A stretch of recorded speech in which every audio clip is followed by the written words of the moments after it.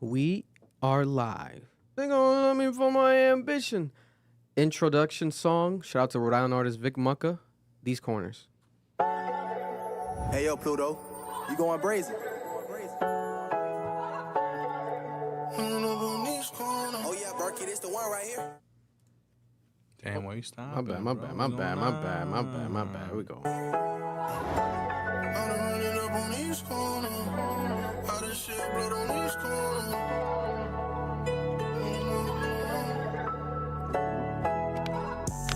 My block hotter than the sauna. You can play with that fire if you wanna.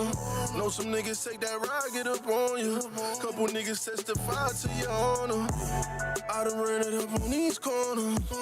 I done shed blood on these corners. I got it out the mother corners. I done showed love on these corners. You know my niggas stepping like a frat house. Like the mob, we gon' take the trash out. Beating down your block like pack out. If I get the drop, we gon' crash out. Know some niggas that was talking crazy where they at now. This corner told me how to get through the shit I struggle with. This corner told me how to hustle quick and double it. This corner told me to go get money and fuck a bitch. This corner told me keep it, let me squeeze with a rubber grip. Little nigga did what I wanted, we was not in the house. We was standing on them corners with the rocks in our mouth. Always kept it on us, was no Glock in the couch. Whatever you wanna order, we was not in the drought. On these corners, look one size before you cross me. You gon' need a GPS the way you lost me. Gotta see the signs of what these corners told me. And these corners left me scars, can't get it off me. My block hotter than the sauna. You can play with that fire if you wanna.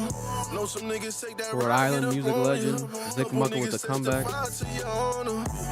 I done ran it up on these corners.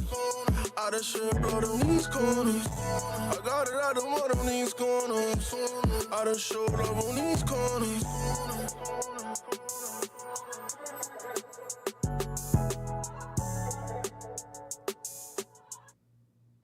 And let's play a little bit of this as an intro too. Let's see.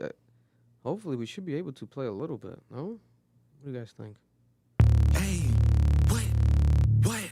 Brand new Drake. This is the shit that my daddy had raised me on. Niggas got lit off the features I skated on. I gotta know how you get lit off the nigga you hating on. Numbers untouchable, they got the data wrong. This is the moment I know they been praying on. Fuck you talking about?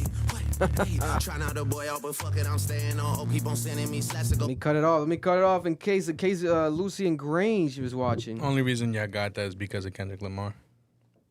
You gotta put the camera on you when you're talking this episode. Yeah, please. Nah, they know who's talking. They know who's talking. The biggest Playboy Cardi hater. Because the Hell Kendrick, yeah, the that's Kendrick me. fans is ready to. As I me. low-key was going to say something.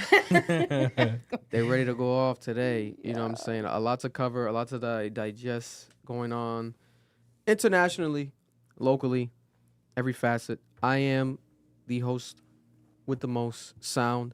Back again. Club Ambition Podcast, Cap. Round of applause. Episode 150. 150. You know what I'm saying? $1.50 for your dome real quick. Rhode Island to the world. We got Marloon and Noel today. Bringing back the Chubb Corner?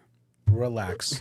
crazy, bro. That's crazy. That's an insider. You're fat Motherfucker shaming. really fat shaming. No. That's Nah, you are. That's That's crazy. not what I meant, but Well, listen, I called it the Chubb Corner, right? But That's self-hate. Huh? That's self-hate. nah. We the real nigga corner. Yo. Nah, But that's what Chubb stands for. Like, is it like an acronym? No. No. You Yeah. You sound like thug in court. And welcome to the building again. Round of applause. We have Aganza. Oh, I didn't mean to do that Yeah, one. the wrong button. We got Aganza in the building. Rhode Island artist, Providence artist. You already know she's back again. Yeah, where can people find you, Aganza? Dale tu Instagram. You can find me, Aganza Art, basically on everything, on all platforms, Facebook, Instagram. That's pretty much it. YouTube. You already know. Appreciate you all joining us again. Cap, Club Ambition Podcast. It's episode 150. Shout out to the Cap crew. If you guys are watching us in the chat, the live chat, you guys are the Cap crew.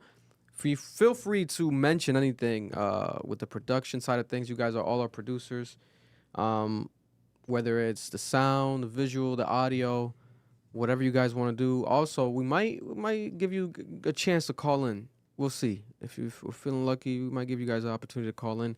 But let's start from the top.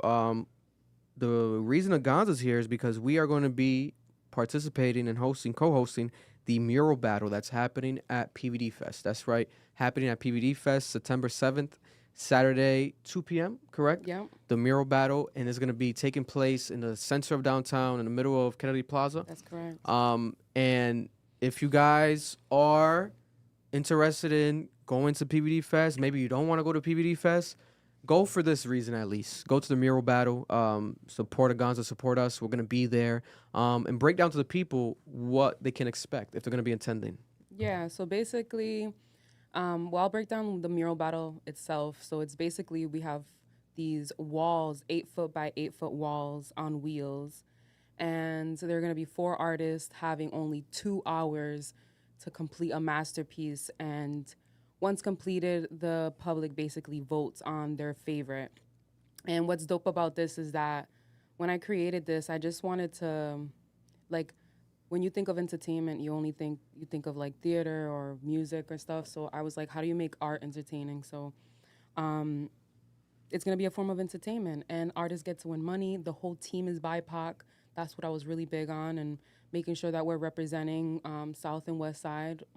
100%. So it's going to be really, really dope. I think I brought like the most dopest BIPOC artists together to just rep Providence, like. And you could obviously it's already been announced. Can you tell the people who's going to be there, like as far as the competitors? Yeah, so the competitors is there's me, obviously.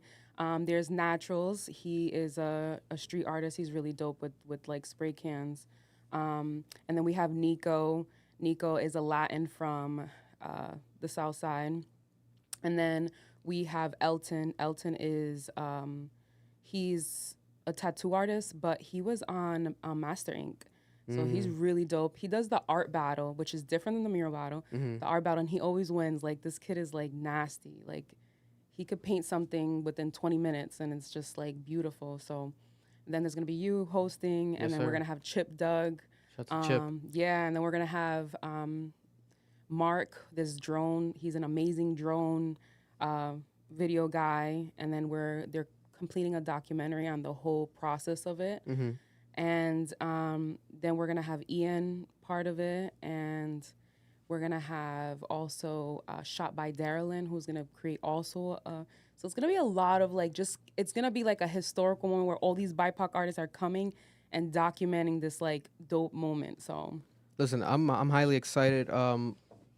The gentleman, you guys gonna be free now, correct? Or Yeah. I know all confirmed. You said you're gonna be good. Yeah, I should be Yes, good. sir. I should be good to go. We're gonna be in the building. We're gonna be there. We're gonna be interviewing people there. We're gonna be talking to the people there. If you guys want to meet us, if you ever wanted to meet us, if you happen to be in Rhode Island for our PVD Fest that day, stop by, and support Aganza and support the mural battle. And speaking of that, we'll give people. What are we gonna do today? A quick taste of. yeah, so I wanted to make it fun. 1% of what they can expect. You know what I'm saying? Because it's nowhere near of the beautiful masterpieces that are gonna be made that day. But we're gonna attempt to. We're gonna get the gentleman's involvement right now. It's gonna be so basically, funny. I'm gonna have them do a little 5-minute sketch. Yeah. And y'all get to see, and y'all get to like pick which your favorite is. I'm excited for that because I already know y'all gonna roast each other with this. Listen, it's gonna be interesting. I can put up on a 5-minute. Let me do like a 5-minute countdown. Look it up on YouTube. And do you want to direct it? Like, were you gonna give us something specifically? No, so you could draw whatever, because that's the thing is that sometimes when you're given something, it's hard to think, to just go whatever you think that you're good at drawing. Oh, you want us to draw? You guys are drawing, not me. Yes, sir. Yes, sir. Mister, you used to draw, bro. You don't know. No. Look at his face. He's like, no, I didn't draw. No, I didn't draw. Yeah, that's my point, bro. I don't know if I'm participating. Yeah, you're gonna participate. We got this. I'll literally draw a butt. Or if people are in live chat, should we give them the option to or maybe let's make it interesting, right? I was just gonna say it would be really dope if people could make their little 5-minute drawings and put it on their story and Yeah, if tag you guys are me. watching, try to do like a 5-minute drawing. Join us in the fun real quick before we get into topics. And again, shout out to the mural battle. We're gonna be there. Make sure to attend it. This is also in promotion for that. We're gonna do a little mini mural battle here. should we do something to be cohesive with the topic of discussion today? Should we do what do you guys? Ooh. Do you guys want to do Kendrick Lamar? Let's do Kendrick Lamar versus Drake, right? Oh. So we're gonna draw. On one side is gonna be whatever we think is Drake, or a representation of Drake, and then the other side is gonna be Kendrick Lamar, right? Let's This do that. nigga's setting us up to get torched by fans, bro. Let's do it. For content. I'm down to do that. Let's do it. I'm down to do I that. can't one. wait to see this. This is gonna be funny. Can I look a reference picture? You Or it gotta be Yeah, out but the you dome. have 5 minutes to draw it. So You got, yeah, you can could do whatever It you gotta want. be like their face or their whole body. Whatever you think is you're more comfortable. You have 5 minutes to do it, so think about it. Yeah, I'm gonna play. Let's play some countdown music. It gotta be copyright free though. Let's see. We got some countdown music, copyright free. This should be it. Let's see. Okay.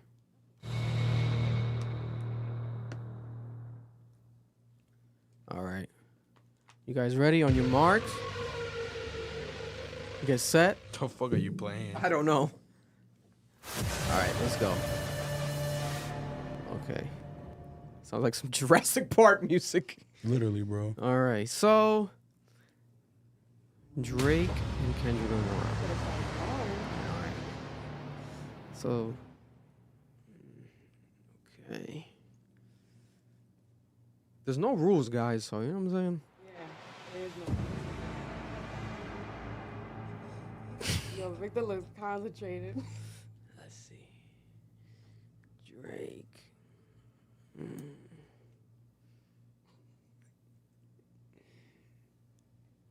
Oh, this looks something. This looks provocative. This looks like. Yo, I can't. This looks like I messed up. Whew. Let's see if we can make it work. Let's see if we can make it work. Very intense over there by the gentleman as well. Very, very focused. Very focused. I'm liking I can't wait to see what they draw.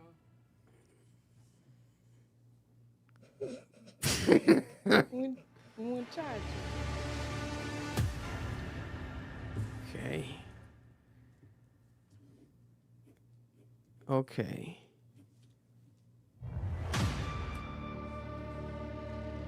Okay. Not bad. Okay. Okay. I was scared at first. All right. How much we got left? How much we Watch got? them come out 3 with minutes masterpieces. left. It's always the ones who say that don't know how to draw that come out with masterpieces. Oh no, they might win an award. My shit gonna be thrown in the trash after this because this is crazy. Let me see. We might give them away. We'll give them away if you guys want them. Join and watching this. Kendrick. How would Kendrick be drawn? As a king.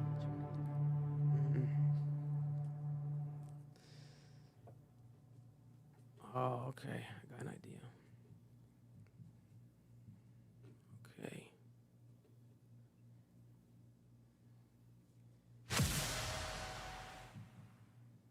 The music's killing me. This is. Wow. Yeah. Wow.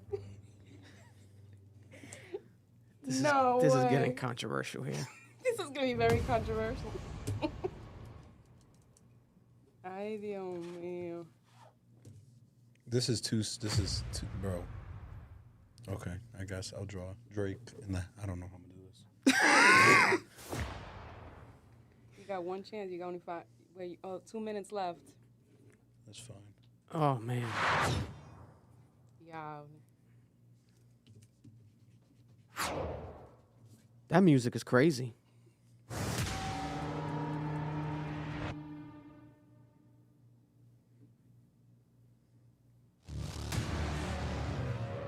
Oh, let's see.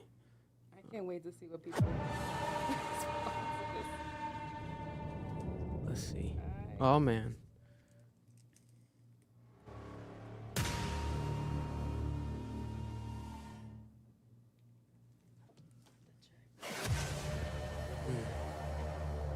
How much we got left? We got a minute left. Minute left, guys. Minute left. fourth quarter shot clock.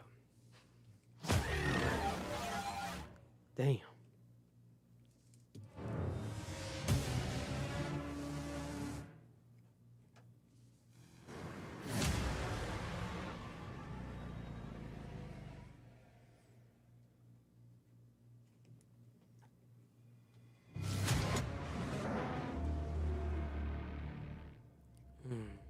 They're gonna make fun of me so much and I'm gonna cry. It'll be so sad because I really do kind of like it.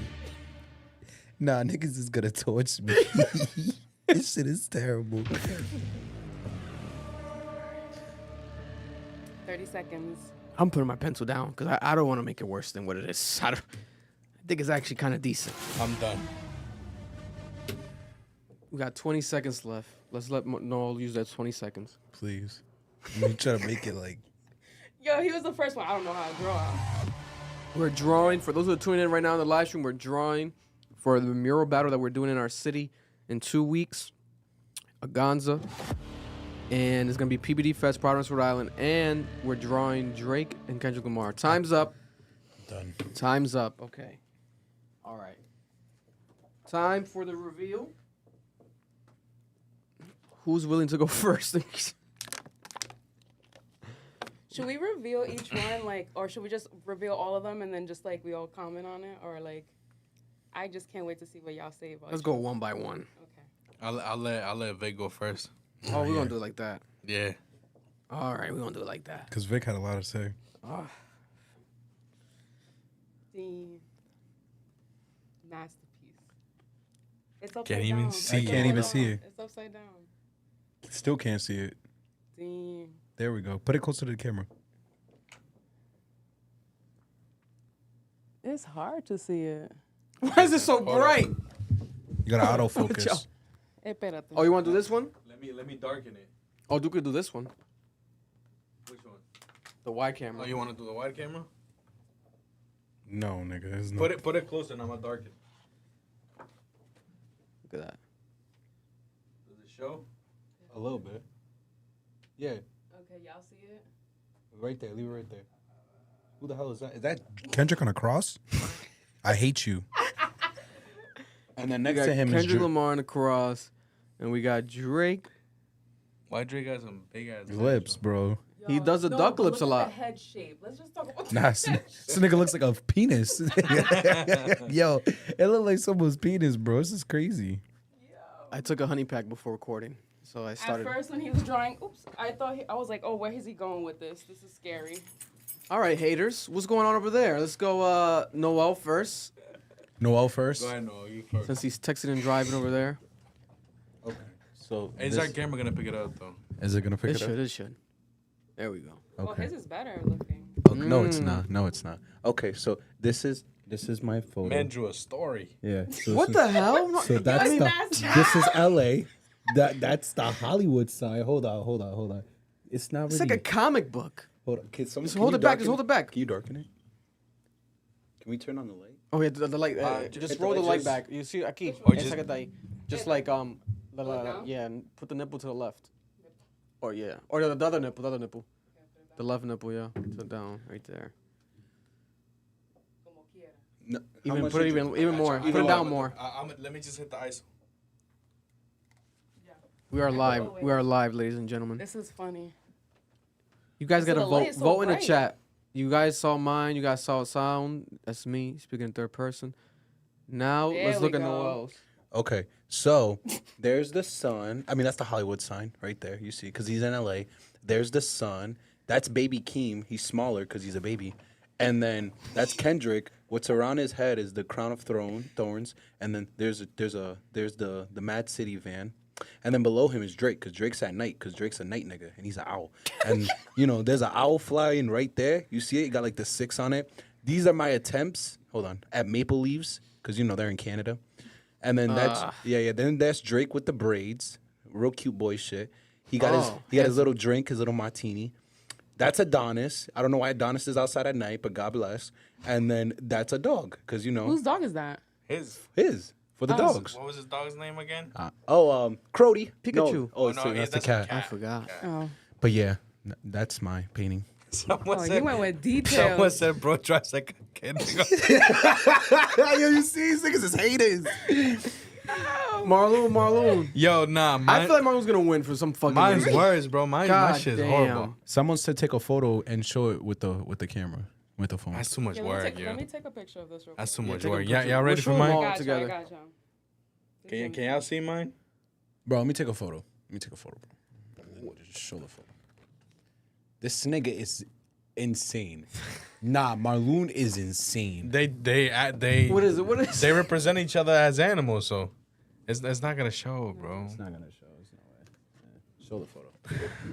Show the photo. This nigga's a piece You of can see it there. So one is an owl, That's the OVO owl. That's Drake, right? and then the other And What's then- the one on the left? Is that a What horse? the heck? That's a llama. That's supposed to be a goat, bitch. I thought it was a llama. It says right there, Kendrick, goat. Oh, I thought that was a camel. Oh. Listen, Yo, that's the this is picture I crazy. found on Google. Blame it on that, bro. They are torturing us. They look like gotta eat- it looks like eat fresh. Adonis drew it. Listen, if Adonis got an album cover, then so can we. Yeah, for real. The Facts. fuck.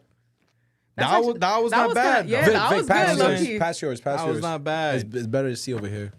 Yeah, let me see. Put them all together, guys. Vote in the chat right now. Live chat. Comment down below. Come on. That's Drake versus this Kendrick is Lamar insane. drawing. I think I'm the winner. I know, Victor. Victor put some. I stuck to the theme, guys. Yeah, but the head shape. Like, blame the honey pack. This is all right. So let's do this. Number one is Vic. So let's go. We'll vote in the chat. Number one is Vic. Yeah, let's do a little vote shit. Do the Which poll was thing. better? Do the You want me to do a poll? Put Alright, one hold for on. sound. Put one for sound in the chat. I gotta open up YouTube to do that. One Hold for up. sound. This is Marloon. So this is Marloon number two. two. Put 2 in the chat for Marloon. And then put Number three a is- 3 in the chat for Noel. And whoever has the most numbers is the winner. I can't wait to see what y'all gonna win. Yeah, hopefully we didn't let down Drake and Kendrick. You know, it wasn't meant to be disrespectful to them. I think mine's is kind of a masterpiece now looking back. I think I actually did amazing. Actually, now I think about it more. I think it's up there. It's Hold on.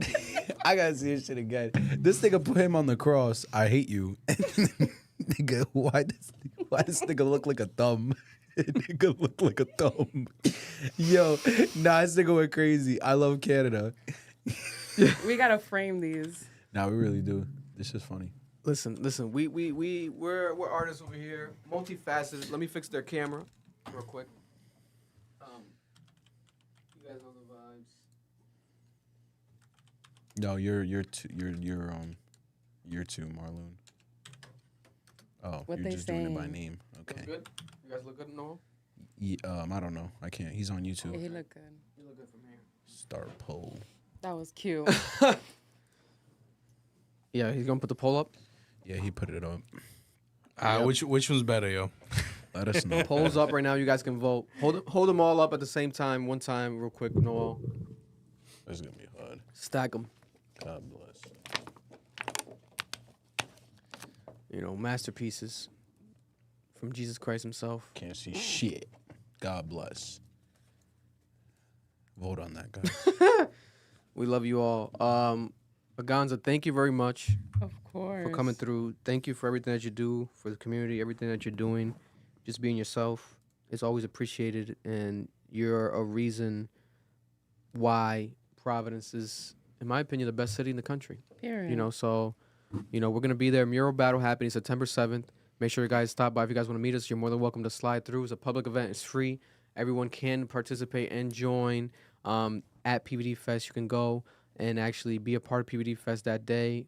Visit us. You guys can be... Are people going to be able to vote there? Yeah. How's it going to be? The So I was public's gonna going to say, vote? Yeah, there's gonna be a tent for voting. So, yeah, as you walk around, enjoy the food. There's gonna be actually really cool performances. Yeah. There's gonna be people like in the air dancing. It's gonna be really. Actually, this year I think they're like tripling the dopeness because they Oh, they have to gotta- make up they for gotta what they make up did for last last year. year. That's true. It's actually gonna be really dope. So enjoy the time and then come back. And then based on what you see, just make your vote. Go in the tent, make your vote in person, and yeah. And then the winners win money. So it's important for y'all to show up. And we're gonna have a lot of camera people out there. So if you wanna, you'll be captured in it if you come in through. So a Say lot no of more. camera people. I'm on the floor. Say no more. You know, the Cambodian community is gonna be in there. Yo, you know what I'm saying? facts. Shout out to the Cambodians, Facts. our fellow Cambodians. You know what I'm Big saying? facts. You know, I know they're watching My girl's family probably is. So for sure. But round of applause again for Aganza. Thank her again. Thank you guys for watching Aganza's you know, little mini contest she did with us right now. You know, she might have embarrassed us, but not really. I think I did a masterpiece. She never put us on a spot. Shit. Yo, was everyone in the fun. chat can eat my nut. How is it? Yo, hold on. What are they saying? It's Sound 44, me 14, Marloon 42% so far. Y'all are Wow. haters. wow. I'm up there. Y'all can't appreciate my story. Listen, I think Edwin's got some competition. He's not the only artist in Club Ambition. I think I'm gonna have to start doing some pieces myself. I'll be honest with you. I think they're just glazing your shit. I'm You know what pretty I'm sure that's what's saying? going on. I'm on my Okay. Duke Dennis shit. Everybody's kissing your culito. But anyways. We appreciate you. Thank you very much. Gracias como Of siempre. course. Thank you, Victor. And yeah, thank you guys. You're gonna be there, right? Yeah, We're gonna be there. It's gonna be dope. We're gonna have food and stuff. So pull out your chairs, come and sit by. If you just want to sit, eat food, and watch, we just Yeah, Oh, you we're see, gonna be chilling. it's I gonna be a can't good create time. art, so God bless. We're gonna be chilling. We're gonna be taking some notes. Yeah. Period. Thank you guys. No problem. No, I thank you for appreciate stopping Thank you very by. much. Aganza Art. Follow her on Instagram, everything. AganzaArt.com. Make sure to tap in. You guys already know. Take care.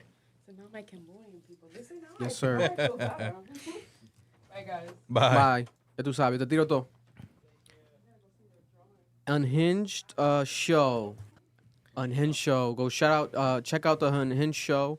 After this live podcast tonight, I'm gonna drop the new episode online on YouTube. But Noel, talk about it. Talk about it to the people. The Unhinged show that's been going on our channel, on the Instagram accounts, on social media. If you guys haven't tapped in, it's a show by Noel, and the show is Rhode Island actors, Rhode Island cast, shot in Rhode Island. If you want to support Rhode Island, support our show. You know, it's on the Club Ambition YouTube channel. It's on the Club Ambition Instagram. So far, update the people know on what's been happening with the Unhinged show. So basically, on his show is just satirical attempt to discuss, serious topics. Episode where we basically are breaking it down by episodes. Every episode is surrounded around this idea that we've created this universe. So it actually operates a lot like Rhode Island. It feels like Providence. Like once you start seeing it, you're like, this is literally Providence. Everyone knows each other. Everyone's connected somehow. And we broke it up into episodes. Every episode is a topic. There's a central theme, and the central theme is the theme for the season, which is a simple question: what is modern society? So episode 1 was religion and astrology. We explored and mocked the issues dealing with religion and astrology. We had a guest for our podcast component because it's not just that universe, like satirical component of the universe. A lot like Dave Chappelle, a lot like what's this nigga's name? Larry David. I forgot what show he did. Curb Your Enthusiasm. Curb Your Enthusiasm. Like, it's a lot like that where it's like, it's real life people. Like, people are seeing their friends on this stuff, and these friends are in character. And that's what I always stress. This isn't you, it's your character. But also, I wrote these characters to fit the people acting them. So, it's not just me. It's a collective of people working on it. They're all from Rhode Island. The producer, the other producers are from Rhode Island. The other writers are from Rhode Island. The videographers from Rhode Island. The editors from Rhode Island. The people who made the music, we made all our music from Rhode Island. Engineers from Rhode Island. Actors are from Rhode Island. Graphic designers from Rhode Island. And the whole point was, to show the talent that's in the city. We're on episode 2 right now. We announced it today, Hustle Culture. As we keep going, you're going to see more people that from Rhode Island in it. More of the comedic people that have been doing skits for a long time, more of the newer ones. And the whole goal is to just, bring everyone together, bring the talent together to show that if we just collectively come together, we can really create something that has meaning and is very, funny, and it just can send a message. So I hope you guys check it out, and I hope you support us. Yes, sir. I know we've been getting a lot of people already in the comments acknowledging it. They're catching up onto the wave, the uploads. And yeah, go support the Unhinged show. New episode tonight after the podcast live stream is going to be on there. It's amazing, and people have been loving it. So appreciate the support. And Noel works very, very hard on this, guys. So please support it. Not just because of that reason, but because it's also dope content. So please support us with that. The Unhinged Show out right now. New episodes and new content dropping every week, and multiple days throughout the week as well. So make sure to check that out. The shit's fire. Also, shout out to Coogee. We're gonna be doing a show next month for local talent, highlighting 5 artists in Rhode Island, New England that I love, that have amazing fan bases and support. Is gonna be at the Alchemy. I'll make a proper announcement next week, but just stay tuned for that. It's gonna be in actual collaboration with Coogee, and also shout out to my boy Juan Wilson, one of the managers behind A-Rap Music, a very legendary OG in Rhode Island who's done a lot of things. Amazing person. If you want to support us, Club Ambition, our first event. Technically, it's our first event. We did do one though years ago, prior to all this in high school. Yeah, we did. The Rise, that was The classic. So it's gonna be a similar rendition of that. So if you guys again want to meet us, you guys want to support us, you want to support Rhode Island music, Rhode Island artists, attend this show next week. I'm gonna keep you guys updated properly. I'm gonna try to have the artists actually come into studio or pre-record some content with them to show you guys online as well. But make sure to check that out. Also, El Pocat, the Spanish podcast with my dad. My father and I came back from the Dominican Republic. A lot of stories to share. We appreciate you guys that join the live stream. We live stream every Friday night. The Spanish podcast of Rhode Island. Basically, damn near feels like the only Spanish podcast in Rhode Island, especially a consistent one. So support that. Go check it out. It's on audio platforms as well. El Poca. Swifty, Club Ambition artist, Rhode Island artist, Swifty. Swift show out right now on streaming services. The Project album, a lot of great feedback, a lot of texts, a lot of phone calls from people in the community. I was there. Locally, The listening party. Yeah, people. Crazy. You were there at the listening party too. How was that as well? Recap that briefly. It was dope. A lot of love for Swifty. An amazing album. When you're looking at what the sound is right now, that love drill stuff, that like love sex music, he's Vagina. He's definitely the better of a lot of these niggas. He's up there. He's Mr. Vagina. Yeah, he is. And engineering, you're not gonna find a rapper in this planet, I think, that has his music sounding that well produced, that well engineered, and he's still independent in his state, trying to make it out. Like it's just too much talent. Yes, sir. And he's a father as well, so support a fellow father, fellow Rhode Island father right there, Swifty, my brother Isaiah. But let's get to a lot of to discuss some quick Rhode Island topics to get them out the way, but actual things that matter that have happened recently in the city. So we have unfortunate news that happened. There was a Providence, Rhode Island man that ended up being killed on his 18th birthday, celebrating himself becoming an adult, and the gentleman was actually shot and killed. It was happened over the weekend. This was a Providence man, Darmani Balbuena was standing in his driveway outside of Road Street Sunday afternoon when he was shot once in the chest. Police say that the family flagged down an officer who was patrolling the neighborhood, and Balbuena was rushed to the hospital where he was later pronounced dead. He was killed on his 18th birthday. No family should ever have to go through this type of loss, said the police, and no arrests have been made at this time. But the police are currently stressing that they're going to hold whoever did this accountable, and they're currently on a manhunt right now looking for more evidence throughout the city. The president of the Black Business Association told the news that her heart breaks for the Balbuena's mother. When we give birth to our children, we don't intend to bury them. I can only imagine what his mom is going through. Just devastating. And yeah, his death is unfortunate for another reason as well. It marks Providence's 6th actual homicide this year. The 6th homicide in the city. Very unfortunate. City spokesman Josh Estrella said that Providence has invested nearly $850,000, almost $1 million, in paid summer workforce development opportunities for the youth. And why did they mention this? Because they want to make sure that the youth, because technically, he was a kid. He's a kid. That's a kid. He turned 18 that day, but he's a kid in my eyes. That's obviously an adult, but that's a kid that died. No, yeah, that's a kid. That's a kid that died, bro. Yeah. That was a 17-year-old. He only lived he lived, and you know what I'm saying, that until that day. Have they said what the reasoning was behind? No, nothing yet. I'm reading the article here right now. And yeah, currently nothing else. But yeah. These type of killings shouldn't be normalized. We are basically at the end of summer because it's pretty cold out here in Rhode Island already. It hailed today. So yeah, it hailed today. It's basically Where? the end of summer. You didn't feel it?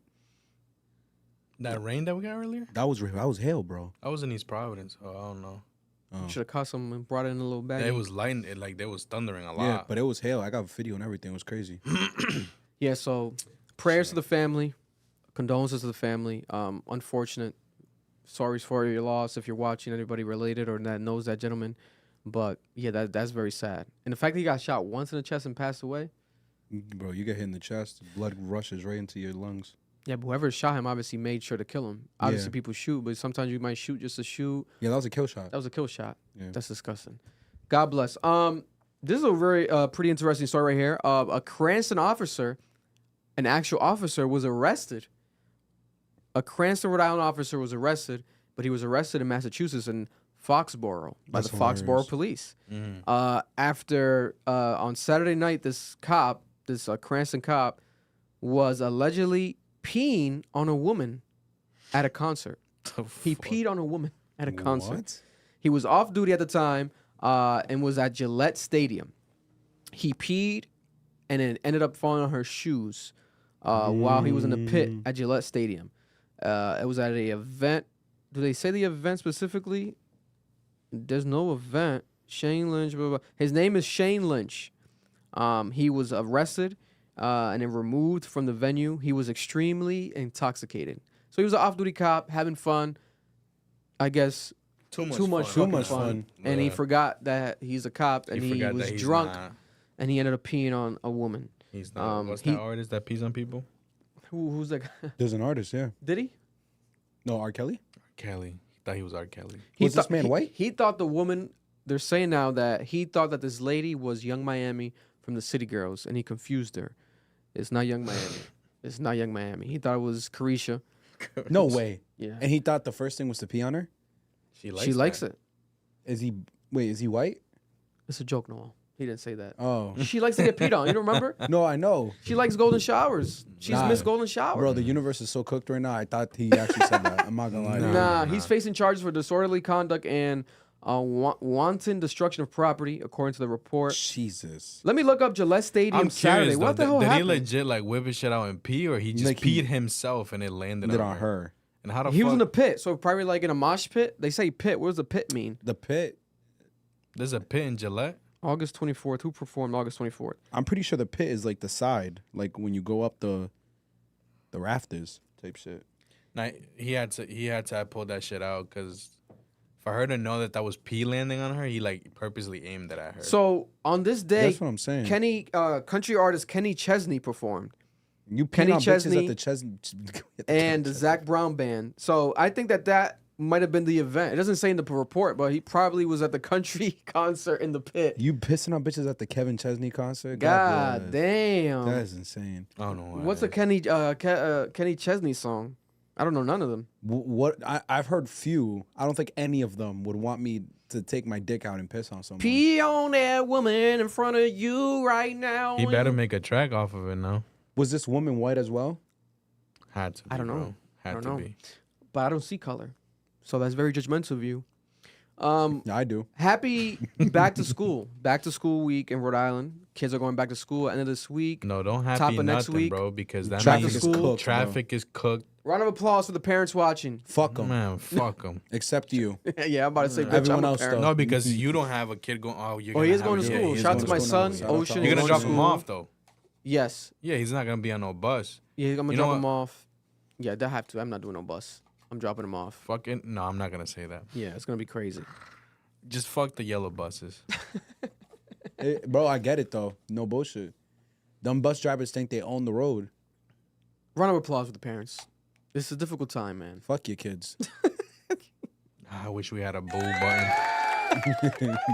Round of applause for the parents of Rhode Island back to school. We wish you very much luck, everyone out there. Only reason they're excited is because they don't gotta worry about their kids all day. Yeah, Exactly. a lot of back to school events, a lot of things happening. So much support to the parents of Rhode Island. Parents man. worldwide. I was enjoying the life without traffic, bro. Me too. Let's get to it, guys. Let's get to it, fellas. A lot of shit to talk about. Kendrick Lamar is dropping again. Also, let us know, live chat, Cap Crew, if you're watching. We did do a quick mini drawing earlier. So the cameras, if they're tweaking at all, anything needs to be refocused, let us know in the comments down below. We appreciate you. You guys are producing for us every podcast, the Cap Crew. Kendrick Lamar is back. According to his cousin, there's an account on Twitter that goes by the name of Mac Barrage, and the Kendrick Lamar community is saying that that's his cousin. Have they confirmed this? It seems like it's his cousin. He has a photo with Kendrick, right? And he was tweeting about Kendrick's auntie, and they're saying that that's his cousin. That for years has been a known thing that he's the cousin. I think that lives not in L.A., somewhere near, but like in the South, but he's his cousin. He, in response to Kendrick's friend, who's confirmed as an actual friend, Hit a J3 from Compton. He's a rapper. Hit a J3. You know, he's about it, bro. Shout out to Hitta J3. Anybody name with the name Hitta, you know what I'm saying? If you earn the name Hitta, yeah. You know, God bless. You know, shout out to Hitta. We gotta have you in the studio soon. Hitta J3. Hitta J3 said Kendrick's coming, and he said at Akademiks voice, because Akademiks had announced it prior to both of them. Yeah, I remember DJ Hed were arguing. Yeah, we're gonna talk about that. But then in response to Kendrick's friend, his cousin Max said, "Hey, Hitta J3's not lying, guys," and he posted an actual screenshot of text between Kendrick Lamar. He texted Kendrick Lamar and he asked him, "Hey, are you gonna drop?" And Kendrick responded with two words from Kendrick Lamar, and it set the whole music industry on a frenzy. He said, "We coming, we coming, we coming." And I'll show the people behind us as well if you guys haven't watched it or seen it yet. I haven't seen it yet. It's interesting how they're both playing the social media game right now. We coming. Now, who's we? Kendrick Lamar, you're one person. All right. Mac Barrage. He said, "Hey, is the album coming, or is you just on Demon? Like, is you just on Demon time? Is you just trying to, like, you did the beef shit and you're done?" He said, "We coming." And it's the photo with him as his avatar right there. There was definitely a longer conversation. That's cropped out. He cropped it out, then he deleted it. His cousin then deleted the tweet as well. But then he was tweeting about deleting the tweet. He was like, man, fuck it. I should have left it up, whatever, blah, blah, blah. I think it's true. But is it going to be the TDE compilation? Remember, top of the year, we did get a scheduled releases for this year. Supposedly, we were supposed to get a Scuba Q album. We got it. Right? The SZA Deluxe album, second album. We haven't gotten it yet. It's supposed to come. Isaiah Rashad project hasn't come yet. Who else? That new girl Doechii. She's loading up. She's rolling out. She has singles. She's going viral. She's coming. Absol's supposed to drop. Absol was supposed to drop again. I think he dropped bottom of last year, but he's supposed to drop again. Yeah. J-Rock is already J-Rock. previewing snippets. But then they also had on that a TDE compilation album. Would Kendrick Lamar unretire from TDE and go back to TDE to do a compilation album? He's saying we coming. It could be him with TDE. Or him with Baby Keem. Or him with Baby Keem, his other cousin. It could be him and his other cousin, Baby Keem, Nigga right? loves his cousins. You know what I'm saying? Brother. Howdy, cowboy. I'm sorry, bro. Yeehaw! I love that. Yippee-ki-yay! That Family Ties song is now with context. Yeah, that's so fucking fake. That Y'all shit's hard love as that fuck. track when I that love shit that dropped. track. I love that track. Even with context, I love it even more. That's just amazing. I'm smoking on top 5. I loved it when it was a part of the time. Yes. Bro, you dressed up with Nice. cowboy boots and everything. 100%. Got to commit. That's a great song. Got to commit. But Also, you were very wrong about Euphoria. He destroyed him. no, he destroyed him the whole battle. I think we don't got to rub it in my face. Just rub it in Drake's. Euphoria was the second best diss in my opinion. Euphoria was good, bro. That shit was- Y'all that shit didn't was like it bad. when it dropped. I said, Nah. yo, listen to that shit again. I listened to it for about a I whole was week. cheesing them whole time. So real quick, expectations. I am expecting, my expectation for this album, I am hoping that Kendrick Lamar is going to do LA sounding music, right? We already did it with Not Like Us. I think that might happen, right? Mustard was kind of like on the fence, not trying to go fully against Drake.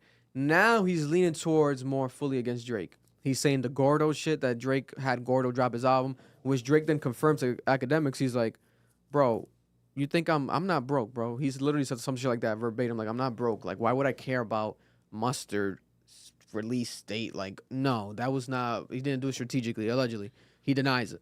Right. Mustard then went on another interview and he said that he wouldn't work with Drake. That Drake's a strange guy now. Some shit like that. And then So now he Golo seems said to be fully anti-Drake. That leads me to believe that Kendrick picked up that phone call and said, "Hey, come over here.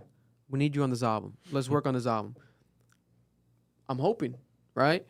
I'm hoping it's gonna be a West Coast sounding type of like twist your fingers, like gangbang. You might have to blur all this shit. I might have to delete that footage. It might be some shit like that, right? West Side, He's not oh wrong. shit. So, hey, I'm throwing everything up. You're throwing up crazy shit. I'm showing love bro. to everybody. You're throwing up Right? crazy shit. Listen, let me stop. I was about to go crazy. You're going. You was were gonna going get us crazy. killed. Bro. Yeah. God bless everyone. And I think that he's gonna drop same day as Drake. I think Drake and Kendrick Lamar are gonna drop the album on the same day, and they're gonna have a battle, quote unquote battle. I think that's what's gonna happen. That's what I would like to happen. I think it's But if that's the case, let me ask you this. ask. I think we know what you guys go. I don't think you know what I'm asking. All right, so let me ask you this. If they were to do it same day, does that mean, because you're saying you want Kendrick to be more of like a West Coast, probably going to be like a rap album type shit, blah, blah, blah, blah. Yeah. Are we expecting the same thing from Drake? Are we expecting a rap album? Or are we still expecting the Party Next Door Drake shit, and you're going to rival both of those albums?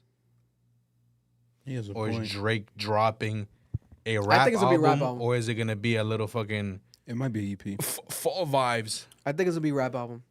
I think it's gonna be a rap album from Drake. Because if It's you're be a gonna rap album put from them Kendrick. side to side, it's gonna have to be both rap, bro. I think it's gonna be both rap because Drake's gonna do the R&B, but he's gonna do it with Party. He's gonna do it with Party. Kendrick's gonna do rap.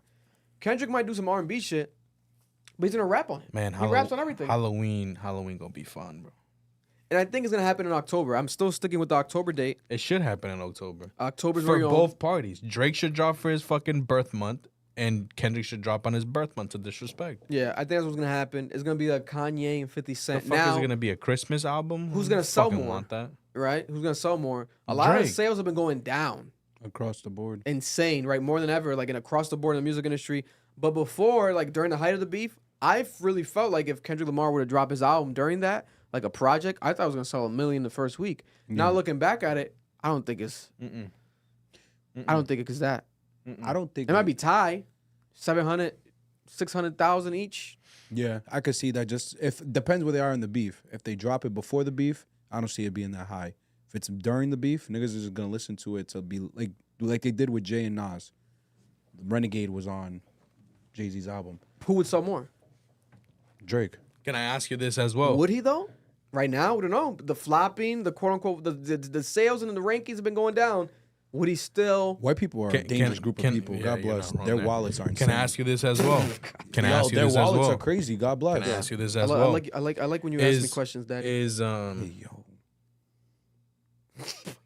Go ahead, Marlon. Don't listen to it. is Drake doing this whole round 2 shit right now, blah blah blah, blah as promo, the same way Drake dick riders were saying that, you know, Kendrick was doing the same thing because he had an album coming as well. Are we gonna say the same thing about Drake? You know what I'm saying? That is interesting. Because what did he say? Oh, summer vibes. Oh, it was fun. This and that, blah blah. But now you're round 2ing it. round 2ing it when your summer vibes flop is very interesting. You know what I'm saying? That's very. It's very interesting. Come on, bro. We're gonna deep dive into that soon too. Can we? I wanted to close the Kendrick album topic. Do you guys believe it though? Do you That it's believe coming? that Kendrick is dropping an album and that it's coming? Yes. I have a nasty. I'm hoping. Go ahead, bro. I have Sorry. a nasty conspiracy. They're all in on it. Mm. That this is designed to get their numbers up. I truly believe they're both in on it. This is so. Now, conspiracy aside, I think Kendrick's definitely gonna drop. There's no fucking way he doesn't drop. I think it's time for him to drop. It's time for him to drop an album. It's needed. But the conspiracy system is like, this is mad coincidental. Like this is happening too perfectly. Because Drake is just now picking it up, saying round 2, and then Kendrick responds. He says, "We're coming." Like it looks like in a society that we live in now, I can't believe this is happening organically. It feels so scripted in a way. And I can fully see a scenario where Drake wins round 2. And then they go together just for there to be a round 3. To have an excuse for a round 3, they will allow him to win round 2. Do we have time? Do we have the way that this has been going? Do we have time for round 2 and 3? Yes, this shit could go on for years. I got time No, for 10 no, rounds. no. But I'm saying like No Diddy. before the album. I think this comes out during the album. And I think round 3, they drop another one. Round- everyone's dancing around, losing their minds, and these round 3 niggas after making the millions. albums. I will say this. That would be genius if that's what their plan is. The Kendrick Lamar We Coming announcement and rumors started 2 days after Drake dropped his second 3-pack, the 100 Gigs pack, where he's alluding to going again and smoking, and he's talking about the beef for the first time since the beef on an actual song. He's talking about the beef, and then Kendrick and his people and or people around him. The rumors started the next day. Oh, we're coming, by the way. It's like that. I don't think is a coincidence. That's what kind of leads me to believe, like, okay, is this a money play? Are they in on it, or do they just kind of want to? Are they not shy of that battle? Like, do they want to take it there? I think they're going to take it there. I think they're going to drop the same day. Might as well. Because for you to say they're both ready to go. For you to say round 2, the other party has to be in it as well. No, they will. You know what I'm Kendrick saying? already said it. Well, Kendrick says he got 5. How many stocks do I still have in stock? 1, 2, 3, 4, 5 plus 5. Gabriel is a lot. He is 69 guy. And Kendrick knows, like, yo, Kendrick's already said it. You talk to me, I'm going to come at you. Now, people in the chat are like, it's impossible for this to be a money play because they're getting too personal. That's fair. The engineer was on standby. Yo, that's fair. They're getting too personal. Calling people pedos, woman beaters, whatever. That's just my PDFs. That's what they're calling them now. PDFs. That is my conspiracy. My in real world reaction is this: if Drake does not win round 2, this is done. That's it. You have to win round 2 because it gives you a reason to have a round 3. Listen, And it has to be an undoubted win. It can't be on some bullshit like, oh, it was pretty close. No, Drake has to wash his ass for there to be a round 3. Because then no one's going to care. The nigga's going to run with the narrative. Kendrick beat him that twice. sounded crazy a little bit real quick. I'll tell you this right now. Wash his ass? Wash his ass before round 3. I'll tell you this. Oh, my God. I don't know why we dabbed. I'll tell you this, bro. That's what I used to wash my ass I'll tell after you round this. 3. Oh, my God. He can't end it the same way he did with round 1. He can't. Talking about, No, this is oh, impossible. it was fun. This, and that, blah, blah. Now time to go do some winter fucking music. You know what I'm saying? That's not going to happen. You can't do that shit, bitch. You That's look not goofy. going to happen. We want you to Akademiks, spit heat, bro. Akademiks announced that he received from people an actual update, according to him, that, people are hitting him up. Oh, he's like, people are hitting me up saying that Kendrick's coming. Kendrick's coming, right? And then there was posts made, but the posts were actually made about the cousin. And then DJ Hed, LA, West Coast, DJ who's been affiliated with Kendrick in the past. Has a show, a podcast. Shout out to Elliot Wilson, Jeremy Heck, and DJ Hed, The Bigger Picture. Brand new show they've been doing. They shout us out. We got to shout them out back. Shout to them, The Bigger Picture. DJ Hed tweeted in response to the cousin announcements, but people didn't. I don't think he realized that people were talking about the cousin. He thought people were still talking about Akademiks announcing it the day prior. So he went and tweeted, Kendrick Lamar doesn't really talk to nobody, especially not Akademiks, right? He tweeted this. Akademiks was on live stream while he tweeted this. So then Akademiks went off on DJ Hed. I'll play some of it real quick. Oh, let me clap this up real quick. DJ Hed saying, Dot don't talk to nobody, especially Ak. I'll even quote tweet. I got a quote tweet on the phone. DJ Hed, I'm the greatest single journalist you've ever heard of. I want to put that out there. And I'll tell any nigga that's in the industry. I built a 20+ million industry by doing this shit. I played Drake's video and Drake had to ask me, how'd you get it? When I tell you something came from, or something I know when it comes to Kendrick or whatever, I don't give a fuck who Kendrick is. I don't give a fuck about none of these niggas. Akademiks is the greatest single journalist you've ever heard of. Oh my God. You could be fucking Kendrick. If I said it, that's what it is. Let me be clear. I don't need to talk to the artist. I don't need to talk to the artist. How much shit did I break about Young Miami? You think I ever talked to her? Nope. I told you Drake has hit me like, wait, what the fuck? Ak, how'd you know about this? Yachty called me. Ak, wait, where'd you get this from? Nigga, I'm the greatest single journalist ever, nigga. You know why? Yo. All y'all niggas suck dick. Y'all sit there and be like, oh, the artist is cool with me. I'm glad when I don't talk to Drake. You know why? I'll go get the shit. I'm going to talk to the label, the distributor. I'm going to talk to the niggas who they pay to, hear this loud and clear. The niggas who they pay to do the rollouts and buy the shit. Yes, I talk to all of them. So when I say some shit, I don't give a fuck about talking to Kendrick. If I leak a Jay-Z news, I don't got to talk to Jay. Never have, never probably will, and don't care, but it will be accurate. So let me put that out there very clear. I never said I talked to Kendrick, and I don't need to. I have sources on all of these niggas. That's a fact. I'll give you even one better. I won't say who. And matter of fact, let me become a little bit more vague. You know, half the time I come up on this shit, the distributor done call me. The label done call me. Gotta add like Ether. I don't talk to who. Ether I don't behind give a fuck this, about an or Funk artist. Flex Bombs. An artist is always trying to do a PR spin. DJ Hed, you go ask Kendrick. I know every and by the way, if you could tweet this, I'll expose it next stream. I'll show you how much I don't give a fuck. You go ask Kendrick, hey, does Akademiks know all the digital dudes you work with and everything like that? Does he tap in with them every day? Have they spent millions of dollars together? You say yes or no, we'll have a great stream next time. Nigga, don't ever doubt my sources, my boy. You up on that nigga's crotch. I'm Big Ak. I don't give a fuck about none of y'all niggas in media. I'm the greatest media personality, period, nigga. And I'm saying that as a fact because when I come out with shit, niggas don't break shit no more because y'all sucking dick. Nigga, you know I had to leak that Drake shit. Drake talked to me. But I didn't ask that niggas because I said, nigga, I gotta be me, nigga. I gotta do my job, nigga. It's Big Ak. Fuck out of here. You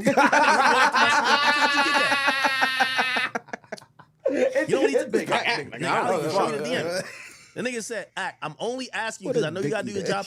I want to know if my music is compromised. So it's not compromised, bro. That. I didn't get the full video of what you did, but I got the tea. I got the info. I made $1 million with the niggas who work for Kendrick now. So what is DJ Hed talking about? Shut up, nigga.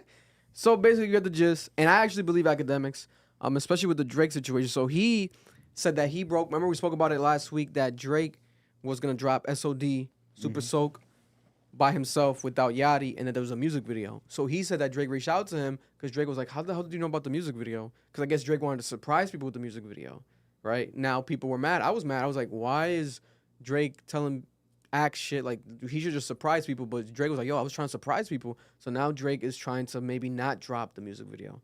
He's trying to can it because he wanted it to be a surprise, etc. But he's trying to push that supposedly as a single. And then Akademiks found that out before, like without Drake even telling him. And Drake was like, "How do you find that out?" Blah blah blah. What a leak. Akademiks works with the people. He has his own marketing packages, and he works with people that have marketing packages. They reach out to him. He makes a lot of money just off of posts, etc. He knows the ins and outs of people. So when he even announced it, he was like, "Oh," he was on live stream. He was like, "Oh, I got it. Who the hell is this? Like, oh, why did I just get hit up that Kendrick's coming? Who's this?" People telling me. I was like, "Oh, okay."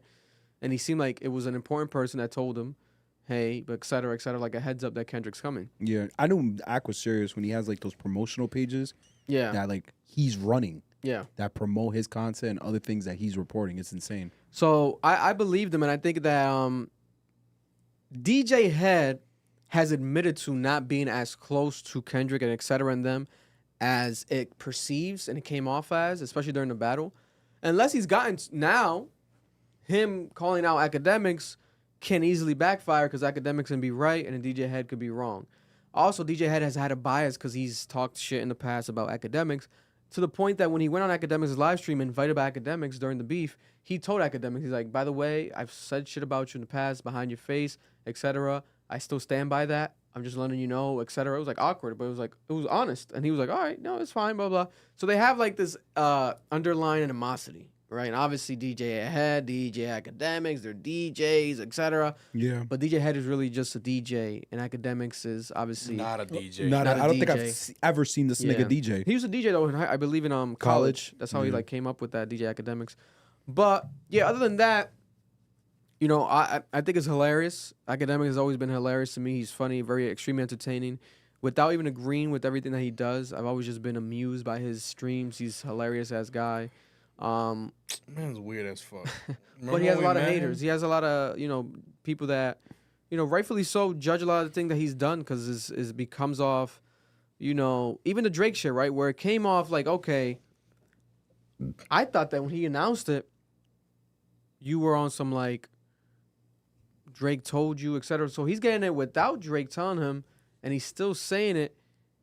I don't know if I love that concept. He's like, oh, you're dick riding, people not breaking stories. I don't think every story is meant to be broken necessarily, because you could fuck up the hype. Someone's shit, You're yeah. fucking up someone's shit. Like, that's not necessarily something to be really proud about. But I get what he means. Like with a lot of like rap journalism, a lot of dick eating. Yeah. Music journalism in general. No, that's why I don't. Let's not even talking. I about know, like it. I don't even love that title because people want to redefine it. Like, you're not a journalist. He's a journalist. Who's a journalist? Yeah. Brother, look up the definition. Anyone technically could be a journalist. Yes, there is a fundamental thing to journalism. I understand that. You can even go to school for it, right? But you don't have to anymore. It's a new day and age. Mm-hmm. Everything is skewed. But I get it. People want to be loyal by that, etc. God bless. But it's a new day and age, bro. Like, anyone could be. What we're doing right now is journalists. We're documenting stories.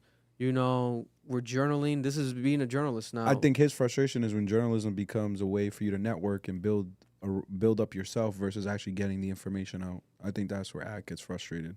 And Akademiks is a pioneer. Akademiks is a pioneer for the social media post and hip hop and culture in general. Like the way he started blogging, the way he did, very organically, just posting sloppy in a sense. That was something that he started. And Them early YouTube videos about Chirac. yeah, and those YouTube videos or YouTube video commentary, it's academic. Like, that stuff is very pioneering, whether you are a fan of him or not. It led a wave of creators, and soon then they followed. And it's been going on ever since. But, yeah, I think that Kendrick is dropping. I think he's dropping. DJ Hed denying it, in my opinion, just felt like a personal thing because he doesn't fuck with Akademiks. Because Kendrick's dropping, whether Akademiks says it or not. I don't think we need Akademiks to confirm say it that at Kendrick all. Lamar No, is dropping. is dropping. No. Like, come on. So for DJ Hed to say that is like, I think XXL today reported like, oh, Kendrick Lamar's not dropping because DJ Hed said so. So now people are taking his word because he's a representation of the West Coast, representation of Kendrick. So because he's saying that Kendrick's not dropping, and why would DJ Hed even celebrate? There's nothing to celebrate. Are we going to celebrate that Kendrick Lamar's not dropping an album this year? He should. If he's not, he better. Like, is it, you know, like, they're making it seem like as if it's like a L. Like, he's not dropping. What are you guys talking about? I think they Bro, he should. Like, why? What do you mean? I think it's more like, oh, it's like a pride thing. Like, oh, I'm actually the one tapped in. And that's not true what he's saying. Because that's what it became at one point, this beef. Like, everyone in Kendrick's circles are part of this, like, secretive inner circle that's really cool, and they don't reveal anything. Yeah. Like, nigga, you're not even, these niggas don't even really know you. God bless. My thing is this. Drake needs to shut the fuck up. I've been saying this entire time. Because notice how Kendrick, the DJ Hed thing happened, he don't say shit. He don't check it. He don't correct it. He leaves it. Why is Drake reaching out to Ak and asking him, where'd you get that information? If you know Ak is going to report that, it makes you look crazy. Just let Ak have it. Yeah. Like, be more silent with your movement. Like, you can be loud on social media with your burner, but you yourself needs to stop talking. Yeah. It's ruining everything for him. Yeah, because he said that Akademiks said that Drake wasn't mad at him. He's like, I'm not mad. I know you got to do your job. That's fine. But he was like, I want to know if my shit's compromised. And Akademiks was like, no, your shit's not compromised. Like, nothing leaked like that. No, you're good. And he was like, all right, I'm just double checking because I'm like, Why would you? and it looks like a weak move. Weakness is revealed. Like, you know what I'm saying? Like, in a battle, etc. per se, in a war. I don't know, man. It gets sloppy. But shout out to Akademiks. The guy's entertaining as fuck. And by his definition of what he's done so far, you can argue right now he's the top dog, the top journalist, you know, Top nigga. because Joe Budden doesn't do what Act does as far as like reporting, etc. He does podcasting solely, right? He does interviews, but not even as consistent. Akademiks is more interviewing than Joe by a lot. So you can argue Akademiks is number one, you know, and that's just objectively speaking. Who cannot say that, right? If not him, who? Comment down below. But moving on, Drake did drop, right? So let's keep it in order. Drake dropped a new pack, a 3-pack. I'm calling it 100 Gigs Part 2, right? About a week or two after he dropped 100 Gigs, the 3-pack, he dropped the song with 21 Savage and drawing blank already because I don't love that song. I know people like it though. What? The 21 Savage, Drake, it's Young up. Thug? Young It's up. Thug. Come on, It's up. How you forgetting about the GOAT? I don't It's a like, great song, bro. I don't love that song. It's a good song. That shit goes off everywhere I go. It's a good song. And he dropped the Blue, Green, Red. Mm-hmm. And then also he dropped the one with Lotto, Housekeeping Knows. Housekeeping Knows. Those 3 songs gave me leftover vibes, gave me finished but still unfinished. I'm like, what is this?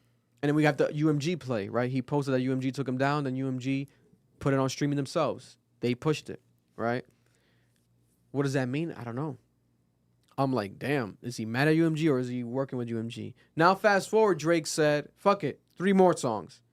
He drops 3 more songs. When nothing was the same, their whole like background rollout thing. Yeah, the 3 more songs and a bunch of content. Right? We'll get into the content in a second because I think it's petty content on purpose. You watched it again? Yeah. All the new content? Yeah. Hell yeah. Damn, this nigga got time, bro. Bro, I was posting watching all the that shit he posted. I didn't see I was it. posting all that shit. The The Weeknd Kanye West shit, one the was Kanye so shit. corny. We're going to talk about that shit. That shit's crazy. So you think he's gonna do this for every album he dropped? Because right now that's what he's doing. Didn't Kanye Or- just it like could. shout him out too recently? You know, Oh, yeah. he did. He Like did. the thing. He dedicated I Wonder to him.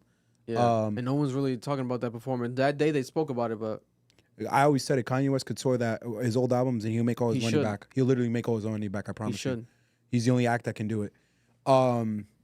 We'll talk about the songs first before we get into the content. So, the songs. The new ones. So he drops SOD Yeah. by himself without Yachty. Then he dropped No Face with Playboi Carti. With the best rapper in the That's a world, good- Playboi Carti. No, the fuck he's not, bro. And then he also dropped Circadian Rhythm, which at first was subtitled The Language Part 2. Then Drake deleted it on his Finsta. He took away the Language Part 2. Now it's just Circadian Rhythm. Right? That stood out right away because Circadian Rhythms was a lyric that Kendrick Lamar said in 616 in LA. He says, I'm Circadian Rhythms. So people are like, oh, wait, why are you calling this Circadian Rhythm? Is it because of Kendrick? Blah, blah, blah, right? Is the language part 1 about Kendrick then? But that's the same song. That's what I'm saying.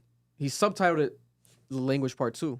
Oh, you're saying The Language Part 1? Yeah. Well, people said on Twitter that Well, he said The Language Part 1 about- was like subs at Kendrick? something about you talking about woke music or some shit like that. I gotta read this lyrics now. Yeah, look up the lyrics real quick of Language Part 1. But SOD, I think it's better without Yachty. We're all in agreement, correct? Yeah.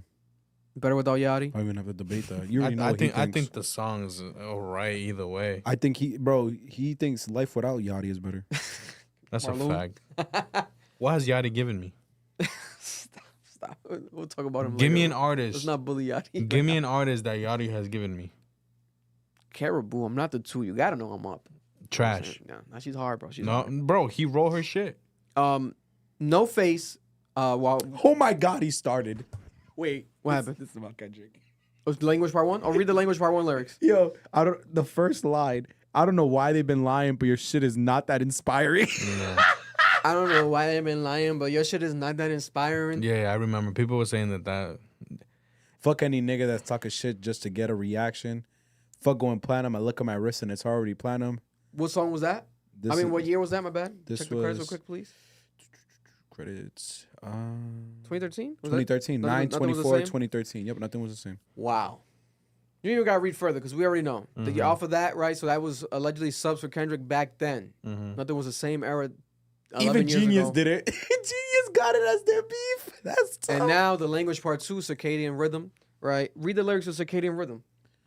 The language part 2. I haven't heard that one. How do you spell circadian? I've only heard No Face. Circa. And then it's almost like Canadian. I ain't gonna lie to you. Chat, I'm a very bad speller, but I'll play some of it real quick. Let me see. I'm sorry. Circa. Circade. I hit the weed too hard. DIUM. How many doors are they shut? How many feathers they pluck? Rap game like my sleeping pattern, cause how the fuck I'm still up? He says in the song, the rap game's like my sleeping patterns, because how the fuck am I still up? He also It's kind of hard. I like that. Sleeping what?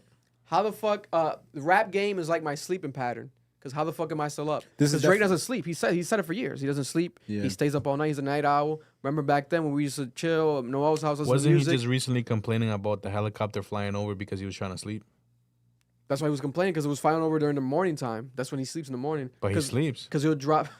He's hyper-release, nigga. Ah, you see, He motherfucker's a drops liar. on SoundCloud. Remember, like 2 a.m., 3 a.m. It does. Middle of the night, nigga. Like, because he was up at that time. That's when he would stay up all night.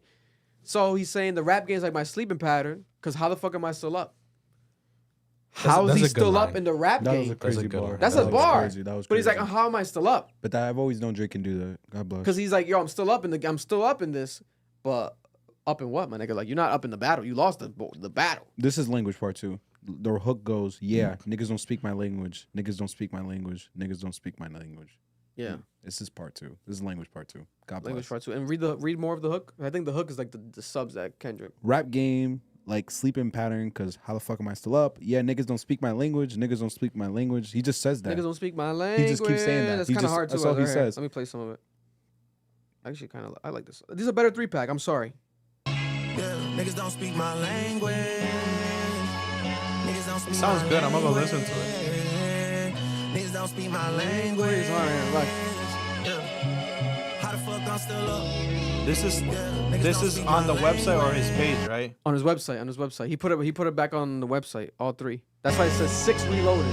Because he added the 3. So now it's 3 plus 3 is 6. It's a 6 reloaded. I think he'll drop new 6, but it's the old 6. How the fuck I'm still up? Writing names on the list, baby. 7-8 candles a lit, baby. So what's the This is third hard, one? bro. That is. No, it sounds This good. shit's hard. That sounds good. That's hard. What's Gotta the be third one? honest. What's the third one? The third one is the one I'm gonna talk about right now. The Big Kahuna. No Face. Oh no, what's the first one then? SOD. Super Oh. Soak. Yeah.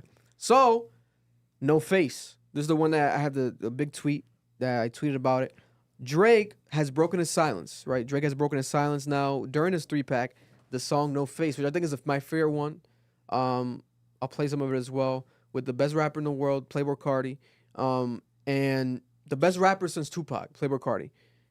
And He's right. Drake is now addressing the beef for the first time on a record since the beef ended, right? Since the battle ended, because everything else had nothing to do with it, was outdated stuff. Now we have him addressing the beef. He addressed, I guess, Metro Boomin and the Sexy Red shit, right? But not Drake, not Kendrick or the beef. Now he's talking about the beef verbatim. Drake went and said, "Niggas got lit off the features I skated on. I gotta know how you get lit off the nigga you hated on." He's talking about the biggest hater, Kendrick Lamar.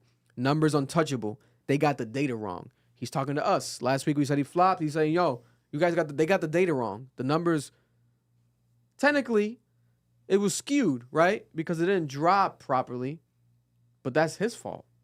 Not gonna do with us. So the data, we didn't get the data wrong. You got the rollout wrong. Yeah. Unless you want us to check your data. If he releases that data, that'll be a different flex. Like if that website, the 100 gigs website is like crazy, the Instagram Reels gets a lot of fucking views. I hear you, but my thing is this. And this is my only point. Okay. This nigga charted low. What's 28? 28 for it's up. It's up. Everything else was like 80s or like something hundreds. crazy. Yeah. That's one hell of a robbery. That's like egregious. Like he could file a lawsuit against Billboard. But I think that he shouldn't be mad at those numbers. But if I'm him, don't dress it. Yeah. Because, bro, you didn't drop it properly. Of course numbers are going to be. That's why it's questionable, that idea of did he flop or not? It's like, we still got to see. Like, there's no proper Did it drop on a Friday? I don't think so. I don't think it dropped, but it wasn't. It No, dropped, and then officially days when it later, dropped. UMG put it. I can. You know what I'm saying? On streaming. So it's like, People were playing it like crazy before it was on UMG, on streaming. Yeah. Right now, everyone's playing this song, no face. It's not even on streaming yet. It might not go. Right? And this might be a fuck you to Lucian Grange, to UMG. It might be. Unless they're in cahoots. August 10th is a Saturday. It drops Saturday. Okay. Yeah, so it's like... It's still kind of counted. Like, because but it's still skewing. Yeah, it's still skewing. I get what you mean. I get what you're saying. I get what he's saying in the sense of, like, my real numbers are everything. My website, the IG page. But, nigga, then just drop it normally and shut the fuck up. But none of these songs also are undeniable hits. Nah, not a single one. If Drake drops an undeniable hit, he could drop that shit. He could text it to us right now on live stream. And we could just play it off our phone, and it would go number one if it's an undeniable hit. It could be released any way. That week was bad for that song. It's up. The second week, it should rise to the top if it's an undeniable hit. It's not an undeniable hit. I'm hoping that Drake realizes that. Because like we said before, we're hoping that he knows that this is not his best work. So therefore, you're not trying to roll this out as singles. If you are thinking that this is like quality shit, like amazing. You're losing your mind. You're losing your mind. Because the next batch has got to keep hitting harder, right? You might be on the same boat. I have another question. Yeah. How you claiming to be the biggest artist and this and that, blah blah blah blah, and you gotta do this shit? Do what? You gotta make a separate account. You gotta drop tracks on the separate account, and then the label that you're on, this and that, doesn't let you drop certain things, but then they do get dropped. Aren't you the big guy? Aren't you the one who runs this shit? My thing is, Marlon, what's going on? Your question is only valid until it's not valid until you get to the point of like he had to drop it on streaming service. That was weird. But this is very like accustomed to Drake. He's chronically on the internet. I'm not surprised he has a Finsta and he's doing this through a Finsta. This is mad internet shit. The photos are internet shit. The drops are internet shit. This is internet shit. The kids, bro. I think it's him trying to allude to the kids. Yeah. And to be honest, Kendrick Lamar has a Finsta. He had a Finsta before Drake. He does. Yeah. He's posting himself doing push-ups. So maybe that's what it is. It's just internet shit. Kendrick ain't dropping music through his Finsta, though. Not yet. My thing is... Might go Finsta for Finsta on this bitch. Marlon has a really great point. Why do UMG do that? That's weird. Are they going to do it again? That would be the defining moment. They do it how again. Drake responds to this. Especially because the No Face song is... Because, bro, we've been saying it. He's the biggest fucking artist to the point where it's like, we know he doesn't need fucking labels. Why isn't he independent? He said he's the CEO of UMG. Today, Young Money, the page on Instagram, posted the No Face song. And then Lil Wayne reposted the song, promoting it on his story. No Face. They're calling us the Drake channel. Listen, we've always spoken about Drake, but prior to the beef, this is the biggest rapper in the world. I don't know what you guys want from us. For defending him. Oh, okay, but no, because every week people always say you guys talk about Drake, bro. Yes, we're gonna talk about Drake. We always talk about Drake. He's the biggest rapper in the world. Like, this is by default. If Jay-Z was currently dropping or making content, we'll be talking about Jay-Z. Same with Kendrick. Whoever the biggest rapper is and doing content and shit, dropping, we always talk about him. Drake just happens to be the most consistent. I'm sorry to tell you I'm sorry to be the bearer of bad news. You go to ESPN, who the fuck they always talk about? LeBron fucking James, the fucking Lakers, the Yankees. Drake is the Yankees. Drake is the LeBron James. Drake is, to some people, Michael Jordan. These are evergreen topics, evergreen people in the industry is always going to be a fucking part of discussion. We got other topics at the end of the podcast. If you're willing to wait around, you should, because they're good, great topics. But the Drake shit is always going to be in the news. So we're always going to talk about Drake. I'm sorry. I'm sorry.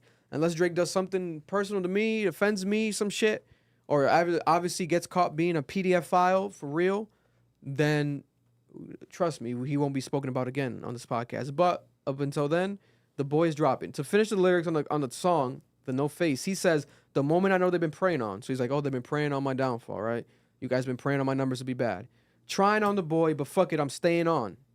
He's like, oh, you guys thought I'm trying to take a break? You guys want me to take a break? I'm staying on. That's what he's saying. My therapist put in a 30-day notice because I keep talking about beefing and business and money and women. There's no diagnosis. They emptied the clip. I came back reloaded. I'm just so happy that niggas who envied me held that shit in, and now they got to finally show it. We'll see you boys soon. I'm happy. I'm happy. I'm happy as the moon. I flew out cocoon.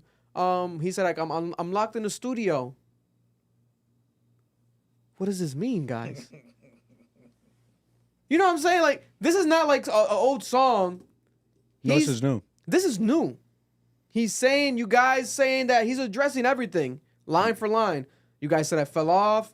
I'm still here. You guys saying I should hide, take a break. I'm still here. I'm still dropping. You guys saying my numbers are bad. The data's wrong. I'm here to prove it, right? You guys, everyone else that was talking shit and oh my God, he hates Drake too. Yeah, I'm happy that they're coming out too and saying that they hate me too, because now I know. Thank you, Kendrick Lamar, for making him take this shit serious and be able to drop good music. I came back reloaded. The cocoon shit could be like a butterfly reference to the Kendrick. I'm locked in the studio. What are they gonna rap about? He's locked in the studio. Drake said he's locked in the studio. What is Drake gonna rap about? All I know is that if he's locked in the studio, What is he gonna rap about? he'll find something. I think he's. We'll play the clip right here. Numbers untouchable, they got the data wrong. This is the moment I know they've been praying on. What? Hey, what? Hey, try not to boy out, but fuck it, I'm staying on. Oh, keep on sending me slaps to go crazy on 40. Keep saying it's time to be patient. This part's There's so many hilarious. people, we turning the tables on Capo. Got plans, but we'll say that for later on. Hush, keep saying they know that they played it wrong. Katie just text what the fuck are we Pause waiting that. on? Katie ever hits me up and asks me when the fuck I'm dropping, I swear to fucking God, I'm gonna crash out. Don't have Kevin Durant text me and be like, yo, bro, what are you dropping? Like, No, he didn't even say that. Kevin Durant. hit him up and said, when are you dropping? No, he said, "What are we waiting on?" Oh, what are we waiting on? Kevin Durant, KD put himself a part of OVO. He said, "What are we waiting on?" Nigga, I'll kill He's myself. like, "Nigga, we going. I'm riding with you. What are we waiting on?" That's like, insane. like he's a part of the beef. Like, what the fuck? Let Katie hit That's me up. crazy. I'm dropping an album of disses. I'm doing what Joe Budden did. I'm giving you 12 songs of disses. But him shouting him out also confirms to me He don't like LeBron. him and LeBron James are beefing right now. Huge beef. Drake and LeBron are beefing. I'm guaranteed now. I'm guaranteed. And he posted on his story when they won the Olympics, he posted Steph Everyone Curry, but him. Kevin Durant, no LeBron. No. Even Devin Booker. He has LeBron James tattooed on his body. He got that removed. Imagine. That'd be crazy if he gets LeBron James' tattoo removed. Off That's the like some Mount- ex-girlfriend type shit. That's What the hilarious, fuck? bro. That's Rushmore hilarious. backs. That's like What the fuck? That's like your ex-girl. That's embarrassing. Oh, He she has a cheated on Mount you. Rushmore backs, bro. You never seen him before? I've never seen his back, bro. He has like 10 faces on it. They all look disgusting. I swear to God, look it up, Marlon. He has Michael I don't wanna Jackson, see his back, bro. Whitney, I think, his mom, his uncle. Kevin Durant texted me, "What are LeBron. we waiting on?" He's gonna get Katie's face on his back. keep The going. most important part about Alright. that track is. Well, let me finish this clip because this is Okay, the go. quote right here. If it's put in a 30-day notice, cause I keep on talking about beefing and business and money and women. There's no diagnosis, they empty the clip. Quick, swap that shit out and I came back reloaded. I'm just so happy that niggas who envied and held that shit ain't got to finally show it. I'm over the moon. No, it is. Yeah, we'll see you boys soon. I'm spreading my wings. I hop out cocoon. I'm studio trapping. Doesn't I'm locked Playboy in Cardi room. have a song that goes like this? He said, "I'm Man, studio nigga. trapping. I'm locked in the room." And then it's a flex kind of to have Playboy Cardi on and only do a couple things. Like, oh, Playboy Cardi says, "No face, no face." Playboy How's Cardi that has a a song that flex, goes bro? like that. It's a flex, nigga, because he could. It's hard to get a Playboy Cardi feature right now. Chat. And no one can get This it. nigga talking out. It's No. the biggest rapper in the world, Marlon. Playboy he's Cardi's the most- best he since has Michael everyone- Jordan. Bro, are they doing this shit because they feel bad for the kid and they have to put money in his pocket? Stop. Huh? Stop. I'm gonna have this clown ass motherfucker hop on my track to just say fucking And you saw 5 today? words Hold on. But Today, you saw Playboy Cardi's post today? He posted on his story today, too. that he's gonna didn't. drop or some shit. With The Weeknd. The Weeknd was on Oh, FaceTime man, with him, and The fuck Weeknd had him, like a bro. lighter like this. Bro, I saw screenshot it. this one page that said they compiled the amount of lies that Playboy Cardi has said to his fans. Man, y'all swallowing his dick, man. He don't even care about y'all. Stupid goofies. No face. No face. Yo, I Go ahead. swear, No face. Playboy Cardi has a song where he goes, "I'm over the moon." Chat, please Probably. figure this out. It sounds so familiar in my head right now. Probably. Please, chat, figure this out. Probably. And I think it's dope in a sense where it's like Drake is showing like, oh, I have another friend, guys, because people's like, oh, who's Drake's gonna work with? He has no friends no more. Blah blah. He's like, oh, Playboy Niggas don't Cardi. give a fuck. Playboy Cardi, but Playboy Cardi's not really like a lyrical, like you know what I'm saying. It's not like he's like Oh my adding. god, Playboy Cardi's my friend. The fuck? It's Yo, not a flex, bro. Yo, Mar, That if, sounds if, flex, if, nigga, that's if Playboy Drake Cardi. drops like an album collab with Playboy Cardi, what you going? No, I'm not listening to it, bro. I'm studio trapping. I'm locked in the room. Yeah, he's nigga. locked in the room, I'm guys. over the moon. He's coming out. That's a bar. Do you guys be do coming you out. believe him though? I believe him that he's locked in a room, like he's like recording like crazy because he keeps dropping. He's probably gonna keep on dropping.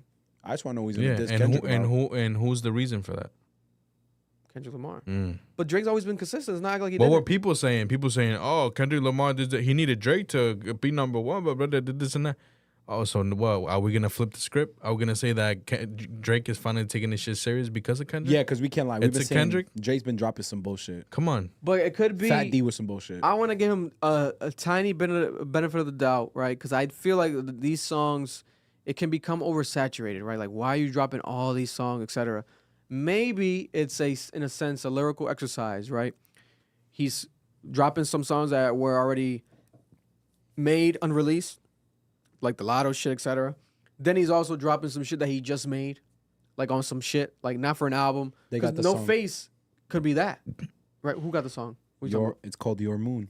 Oh, it's Your Moon? Yeah, Okay, by Playboy. Cardi. Your I Moon. knew I heard the song before. Yeah, Your he sampled it most likely. So it's like that No Face song, he probably just made it. You know, he's just talking about current shit. I'm studio trapping, I'm locked in a room. Drake hasn't been nowhere, no events or nothing. He's been and rarely posting selfies, and when he does, he's obviously at home, right? I think he's home. He's preparing. He's doing an album. He's doing a Party Next Door album. He's preparing for the Kendrick Lamar quote unquote round two. This is what he should Now, be doing. is this round two wise though? Right? Like him saying that in the song, like him even hinting at that, like he wants to go again. Is it even a wise move? Like, should he want to? I could see a world where he could, if not beat Kendrick, he's either gonna beat him in the second round, quote unquote, if they go at it again, or it's gonna be way more of a equal playing field where it's like people can say, "Oh shit, okay, it's either or." Because if we gotta be honest, Kendrick Lamar he's like it was like Jesus Christ on earth when he was doing what he was doing. But to do that again, to strike gold again, it's gonna be fucking hard to do. A Not Like Us type of moment again. Is it possible? I don't think it's really possible.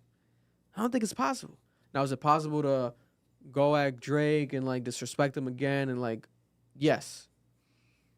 But we got to be honest, as far as the content, that's what a lot of people only cared about. Drake's a this, Kendrick's a that. If they got that all out, what else is there to reveal? That's my point. There's no more else to reveal. Unless They go music for music quality. You know what I'm saying? And that's where it could get interesting. Because Drake can drop some hits. Kendrick can go higher quality than him. He could do some West Coast hits, more like Not Like Us type of hits. I think they should drop the same day. Like I said earlier, they should drop the album the same day. I have another theory that's going on here. If it's not a money play, Drake's baiting him. He knows something. So instead of Drake walking into the bait like he did with Like That, he's trying to have Kendrick walk into his bait. Hey, yo, if that nigga got some shit, I would love to hear what he got to say.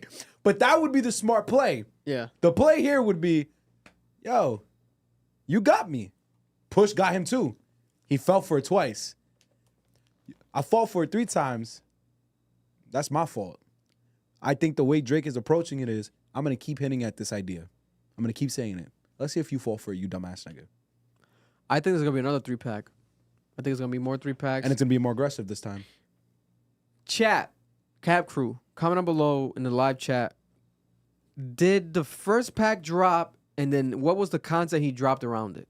Was that Take Care content? Yeah, it was. It was, right? It was Take Care and Hotline Bling and still like little So Lucy's. then the second pack Nothing was the same. Nothing was the same content. The third pack could be If the you're views. reading this, No, it's if too you're late. reading this, it's too late content. Mhm. If you're reading this, it's too late content. And then It goes views. could it be views, or is it is the future album after that? It is the future album. The Then future, it's- What a Time to Be Alive content. That'll That'll be 2 more packs. Then we go views. That'll be 3 more packs. Then after views, we got, what was it? More Life. No, That's 4 it was packs. More Life. Yeah, it was More Life. Yeah. Then we go 5 packs with Scorpion. Scorpion. 6 packs with CLB. Right. 7 packs. There's gonna be with, a lot of Kanye disses in there, by the way. Yeah, 7 packs with footage from For All the Dogs, right? Unless he goes to Her Loss. I'm skipping Her Loss, and I'm skipping Dark Lane Demos. If we're doing that, right? So far, that's what he's kind of been doing. They're saying that supposedly he follows Kanye now. Yeah, today he just followed Kanye West on Instagram again. Today. I don't. Maybe after Kanye West shouted him out at the South Korea show, the listening experience for Vultures 2 last week. Maybe. Are they cool again? I don't know. But I do know that Drake did drop a lot of petty content, which we're going to look at right now. I think that's been around for a while, by the way. Yeah, the vlog content that Drake dropped on 100gigs.com, I think a lot of it is strategically petty, right? Because we have him talking on the phone with YG and Mustard, right? And you see that they're excited when they work together. And that's timely because Mustard just said that Drake's a strange guy. He doesn't want to work with him, right? They're beefing, right? Then we got him backstage at OVO Fest with The Weeknd. And then he cut the clip on his website just when he was about to dap up The Weeknd. He dapped up everyone, ignored The Weeknd. At the end, he's like acknowledging The Weeknd, a young The Weeknd in 2013. And he cuts the clip on purpose, like right there at that time. It's like, oh shit, it's petty shit, right? Then we have him showing the Kanye West footage and how much Kanye was showing him love and how they were cool back then. And it's petty to kind of show people how he says in the past, like Kanye's fake. Kanye was doing this, etc. Right. But then there's also vulnerability to it because Drake's showing his a lot of sides to himself that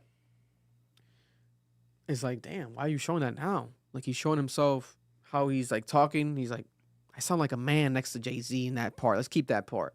Things that people might cringe at or find corny, etc. But he's like, this is raw footage. I'm throwing this out there. Is there a documentary coming? Or is this Drake's version of a documentary? Where he's like, let the fans create the doc. Like on some like Tumblr post shit. Yeah, which is very internet style. It's what he would do. He grew up in the internet era. He came up in the internet era. When Drake came up, MySpace was around. If you weren't around for MySpace, then you don't understand. But like this is his era. He is the blog era child. Bro, I truly believe in this conspiracy theory. Is this his goodbye tour? Because if you win this beef, you're crowned. You beat him.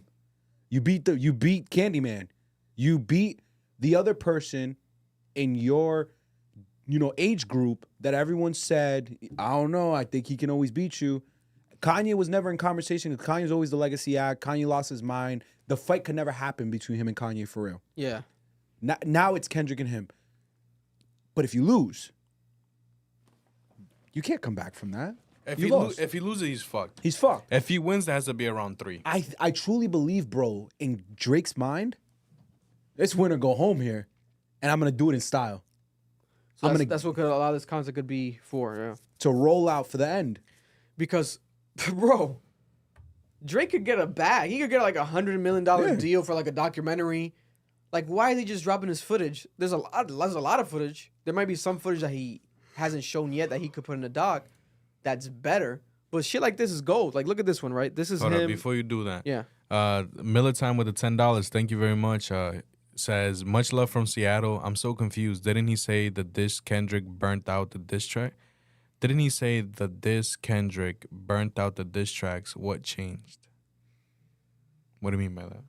Oh, yeah, he said that it's burnt out or etc. You could drop whatever. I'll see you whenever. Oh, yeah, that's what he said. Who, Drake? No, yeah, Drake at the end of the Hard Part 6. The Hard Part 6. But Drake is going to be hypocritical. He's going to come back and just be like, I can still keep going. Drake's addicted to this music shit, guys. He told us he was going to leave because he had a stomach issue. I haven't seen that nigga in the hospital since. It was that lipo. I don't know what he was talking about. I think it was bullshit. He might be going through something, God bless. Maybe he's off of lean, quitting lean. He had a pill addiction, allegedly. He's back dropping music. He's locked. He's studio trapping. He's locked in a room. He's trapped in a room. He's trapped in the studio, bro. No, I believe it. If I get Scary Hours 3 from this nigga being trapped in this room, God bless. I'm happy then. Here's the Abel footage. This Drake, I forgot this gentleman's name right here. This guy. That was Oliver Kalima's name. This boy Wonder right here, looking like a Akademiks. You're insane. He looks like Akademiks.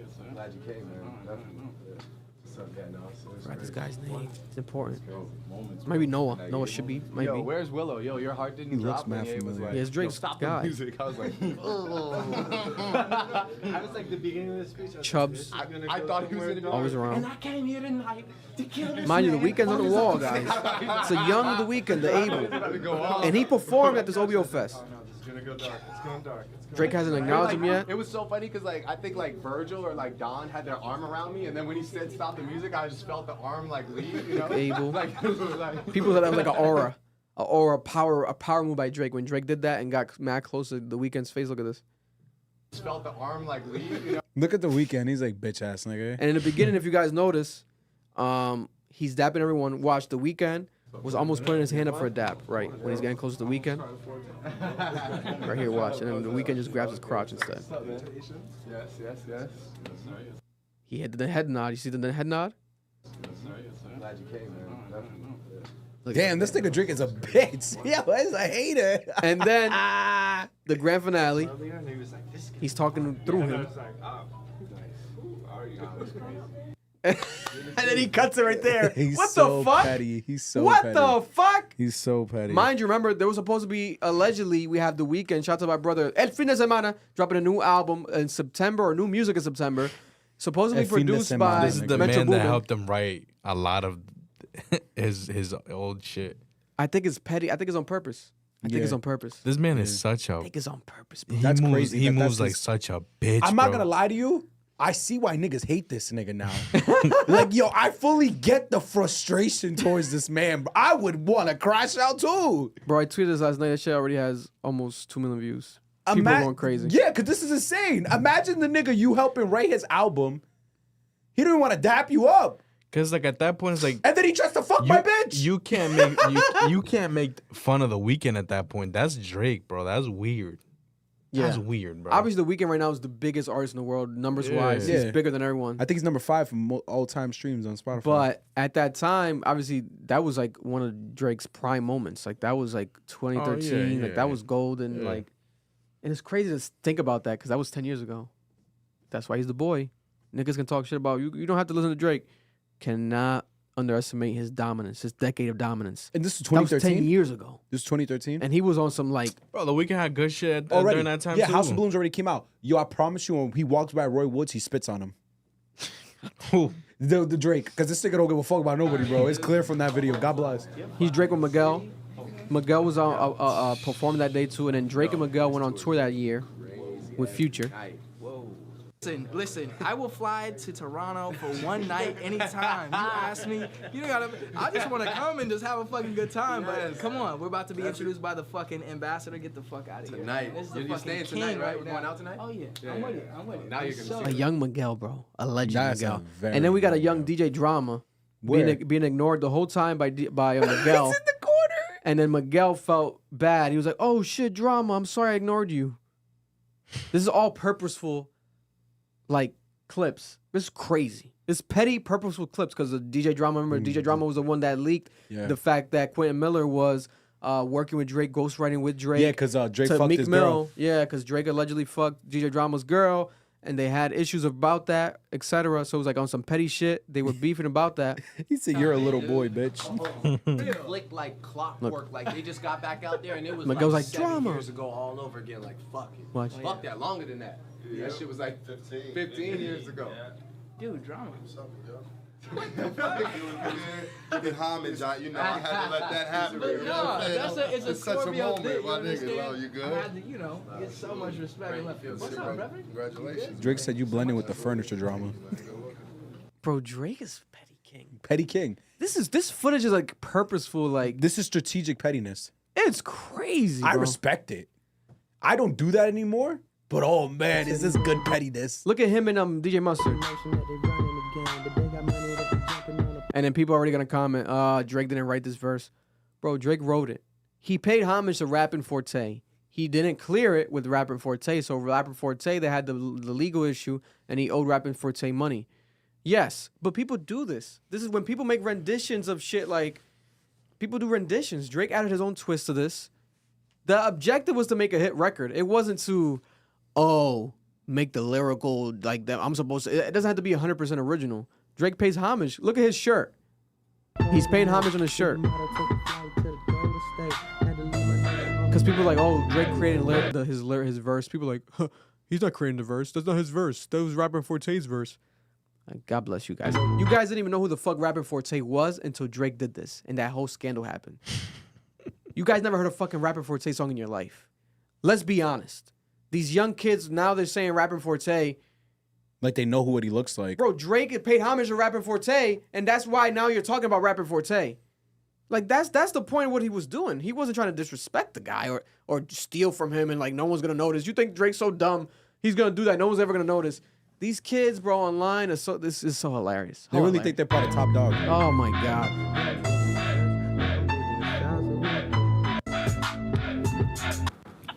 And it's like a raw footage, too. A lot of this shit's, like, not really cut or edited. So you can see, right, he's listening to it, and then he gets a phone randomly. Who's that? Both of them. They just got out of the club. That's Mustard's phone, but Yo, Mustard's phone. They both got out the club. YG on the phone. What's up, man? What's going on? Yo, I'm about to send you a verse I did on this beat that Mustard sent me for you.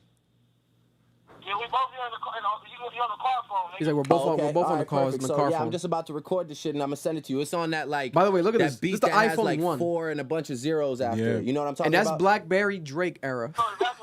You reading the lyrics off the BlackBerry. Okay, perfect. bring Yeah, your so shit I'm back, about to man. record You know that what's shit, crazy? so I was going just to. get Future the email. I I'll was send legit you the looking verse at and that you yesterday. right? Oh, I thought you tried to activate one. You couldn't. I don't remember. Yeah, you already know, man. You got the hook already for the shit? I'm going to bring the BlackBerry back. Okay, perfect. Nigga, he had no hook. All right, perfect. So I'm gonna send you this shit and let's go, man. Drake did this song with no turn up the hook. summer. Let's go. I'm ready. It's crazy. He gave them niggas the I'ma verse hit on the you in a beat with no bit. hook. That's crazy. Yeah. That's crazy, bro. Look at this. he said, "Let's go." He's hype, I know. Car just fucking What? celebrating. They're hype, man. Did I not fuck that? Open that bar back up. Open that bar back up. So they're jokingly like, oh, they're excited. This petty shit, bro, because the timing, bro. YG now on the Kendrick shit. Everything. That's fucked. It's in That's Mustard. hilarious. It's the timing, bro. It's petty, bro. But this is why I hate the internet and the ability to record. At the moment, of course they're excited. Yeah. It's a Drake feature. We don't have issues. This seems like an opportunity. Yo, relationships fall apart. People start moving weird in people's eyes. There's niggas that I've dealt with that I look in the past and be like, damn, we were really cool. I really fucked with this person. And they did something to me and I'm like, damn, it's kind of fucked up now. God bless. Like, is it wrong for DJ Mustard to have been a fan of Drake and be like, yo, you're hopping on the song, this is huge for us, and now feel like you a bitch ass nigga? Can't two things be true at once? Like, time is a thing. Technically they can, but guess what? Drake is so petty, he knows that the internet doesn't work that way. Yeah. So he knows that kids are going to be like, what a fucking hypocrite. Look at this fucking hypocrite. You were on Drake's dick, now you're off of it. It's been 11 years. Yeah. That's how the internet is, you know? And then also, to end the clips, we'll play something more real quick. This is another angle, brand new unseen footage from when Drake went to shop with J. Cole. This was evil. To buy Born Sinner albums. Now, J. Cole dropped this, but Drake never dropped his footage. So this is unseen footage, new angles of it, right? From Drake's camera. I'm going to buy a BlackBerry torch. You looked it up? I'm going to, bro. Bro, I'll show you my history showing you that I was looking at that shit on YouTube. If I'm J. Cole, I'm calling Kendrick and I'm You torching see, this bro, thing on the track. I miss these days, bro. I miss these days where you would go and buy fucking hard copies, bro. No bullshit, bro. I remember I would buy hard copies. Fuck, man. Also, you should have hard copies because Apple Music can delete all your music tomorrow and there's nothing you can do about it. Look it up. And this is him talking about Jay-Z's verse for That's a Pound fact. Cake. Pound Cake. He's talking about like when he heard Jay-Z's verse, he's like how he's gonna come on Pound Cake with Jay-Z. Listen. I think I don't know. I might end up like it might just need. You know what bothers me is the fact that there's no ad lib off the top. Like so it just comes in like, you know, it might just need an ad lib because I listen to that verse and I'm used to it. I like that tone. You know, I sound like a man on there next to Hov. You know, I don't sound like. So I don't want to get like excited. I just might be able to. I don't know. We'll listen to it one time. After that, one more time. The Stussy hat.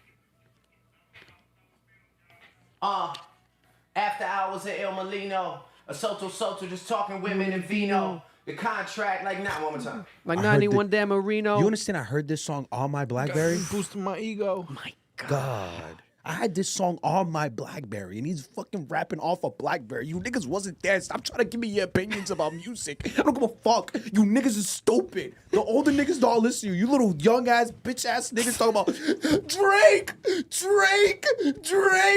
Kendrick. You wasn't there for this moment. You wasn't her on your BlackBerry because Shorty ain't responded back. I got bitches now who won't hit me back. Fuck, I'm gonna take a minute, bro. Motherfuckers don't know what BBM was, you know what I'm saying? Yo, no, BB pin. The BB pin. BlackBerry messages. Oh, yeah, that's true. Bro, they were asking people for the BB pin, right? What's your BB pin? Yeah. What's your BB pin? I was on AIM getting ignored. Look at this. Even show their face now, what they got to say now. Nothing they can say now. Nothing really changed, but still they look at me away now. What more can I say now? What more can I say? His best album. They don't understand. His best album. I just been drinking Perfect on the album. No skips. I was 10 out of 10. Fucking on the low. Smoking on the low. I just been plotting on the low. You was listening to that? I was listening. I just posted it today on my Instagram. Perfect. There you go. Come on, bro. I just been drinking on the I low. just posted that shit on my fucking Mobbing Instagram on the today. low. Bro, I was 16, on the low. lying my ass off. Smoking on the low. I was not sipping and Look, fucking. I posted on my story today. We weren't even 16. We were like 14. First day from 15, because I was like Brianna's everyone know. quinceañera. We were listening to the song. 15. Yeah. With the 15. Dreams Money Could Buy merch on. Dreams Money Could Buy was an amazing song, too. Yeah, listen, Drake's petty with the footage, but it's working. You know, I think it's for the reason that he's doing it, it's very strategic. Someone said no, I'm still getting ignored with an iPhone. I saw that. I tried to ignore it. You know what, bro? You're right. It's true. Fuck me, I guess. God bless. I ain't shit. To close this out, the Drake stuff, real quick, now we have, again, the round 2. Aside from the records that Drake's dropped, alluding to the round 2, and going again, having more smoke for Kendrick Lamar, we have posts on his Finsta that I guess he deleted. It was number 2. This is a movie, A Better Tomorrow from 1987, A Better Tomorrow 2, a screenshot of 2 guns. He put the number 2. Then fast forward, Drake went and posted a Rasheed Wallace clip from, I marked the year, 2004, 04, Rasheed Wallace 04 clip when the Pistons faced the Pacers in the Eastern Conference Finals, and then Rasheed Wallace, they lost the first game, and he said this in an interview. I'll put it in the front page, back page, middle page, wherever. Headliners, column 1 or 2, we will win game 2. It was game 2. It was game 1 against the Pacers. We will win game 2. And they won. Yeah, they won games, and they won the series as well. And they won the finals. God bless. So he deleted it. Now some people are saying that Drake was just talking about the second pack. He wasn't talking about round 2. Why would he do that? Because that wouldn't make sense. It makes more sense that he's alluding to round 2. Beef 2, or what do you call it? Round 2, game 2, round 2. Why? Because on the record, he's saying that the data's wrong. So he's saying like, oh, fuck the numbers, etc. You guys think the songs suck? Fuck that. I'm still on. I'm still him. Still that nigga. I'm still up. He wouldn't say that if the first pack was bad and now he's posting that the second pack is good. Like, he wouldn't say that. He wouldn't say, oh, my second pack is better than my first pack because everyone's feeling that way. Yeah, everyone's feeling that way. But Drake, I don't think he feels that way and he's posting this. I think he's alluding to fucking coming back and trying to body Kendrick Lamar and do Kendrick Lamar how Kendrick Lamar did him. That's what he's doing. This is more of a direct allusion than like what's clear as day. Yeah. The only thing is obviously on his Finsta. All right? But people are still taking it as Drake because it's Drake. It's Drake posting on his Finsta.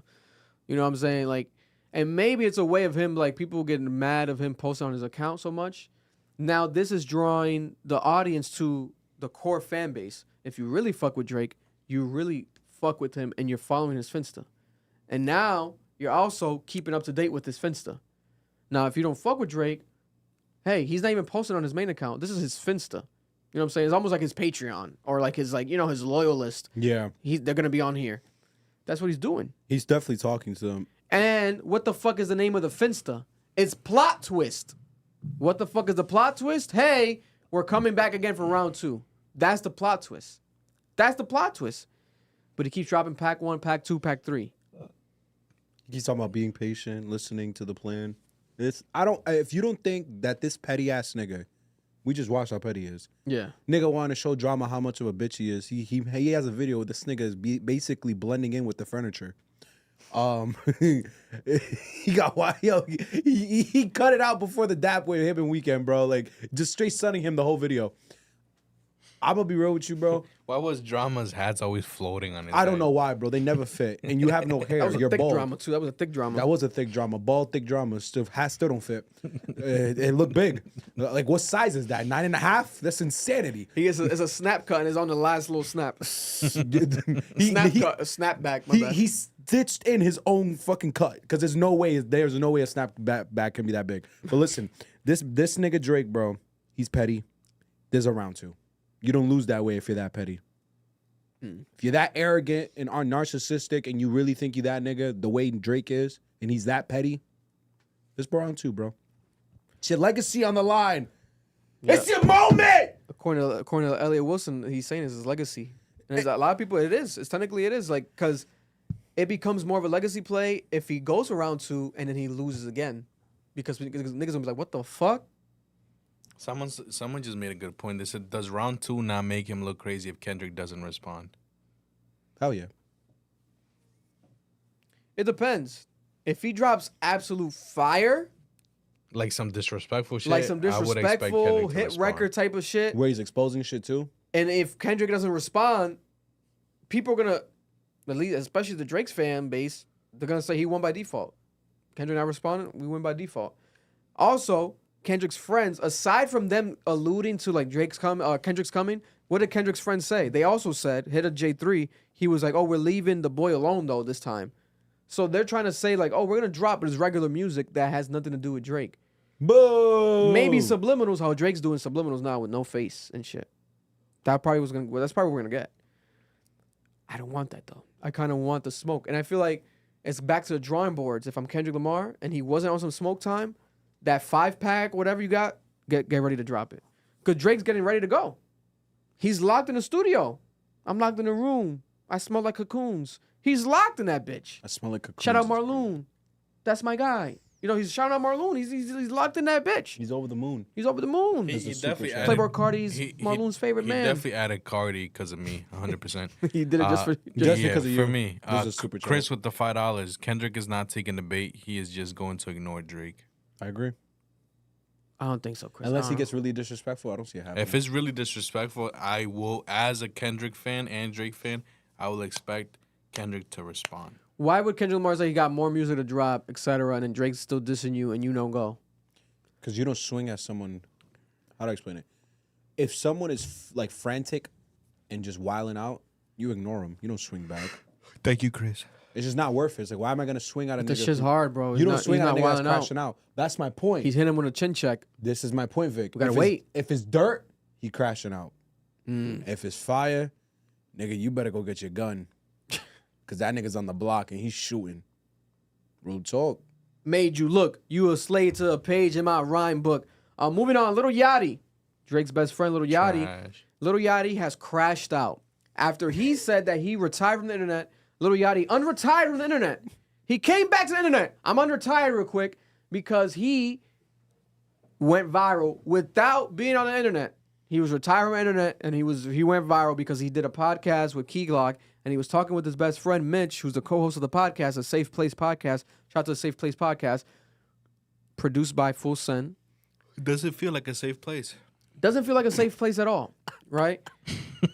Seems very toxic. Whenever someone calls something a safe place, I just know a toxic nigga trying to get away with some bullshit. So he shaded his friend during the podcast, and he was basically making it an awkward moment with his friend, but I guess that's how they are. And then it went viral, and people said, damn, Yachty is dropping Karrahbooo from his label, and then he's leaving the internet, and then now he's doing this. He's coming at his friend on this podcast. He looked crazy. It looked like a horrible PR day. Mitch didn't say nothing, so Yachty felt offended, and he's like, yo, how are you, my boy? We did this. I created this podcast for you. He created it for him. He put money in his pocket, and he's like, hey, I did this for you, and you're not defending me? Like, I'm off of social media. So he did that. He called Mitch out. I'm going to play the clips for context soon.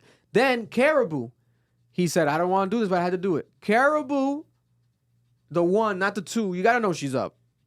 Karrahbooo, his female rapper that he dropped from his label, she has been tweeting and deleting, and she tweeted and deleted to that post like, "Oh, you guys see, I was right this time. This whole now you guys know what I mean," and she deleted it, basically saying Yachty's not a good friend. You see what I mean? You see how crazy he gets? She deleted it. Then Yachty said, "Oh, you wanna take it there? I'm gonna go back online." He added her. He went back online on live stream, and he unleashed the thunder. He said that he dropped proof that he writes all her verses. He dropped proof of her biggest verse on the radar. The reference track, he put it out. He said that he dresses her. He dropped proof of that. He has proof of that. We all knew that because like his whole label started dressing like him, which is fine. I like that. That it moves like a team. That's some dope shit, like a uniform type of vibe. I like that. But he used it against her, like, "Oh, I dressed you. I wrote for you. I made you who you are. People know you because of me." He said that she's disrespectful, that she's weirdo, that she talks to people badly, that he never looked down upon nobody, but she looks down upon people. Which is ironic because he was kind of looking down upon Mitch during the podcast. Shouldn't on him. So it's like, bro, saying he'd never get a job. Pretty hypocritical there, right? Saying he'd rob people. Because for those who don't know, Mitch is also a producer. He produces for Yachty, Concrete Boys. He's not just his best friend, co-host podcast. He's actually a talented producer. So shout out to Mitch. So now let's play the clip right here. Which one's this one? Is Yachty going off on Mitch? I need to do something in life. Help me out. I said, all right, you know what? I'm going to give you a platform.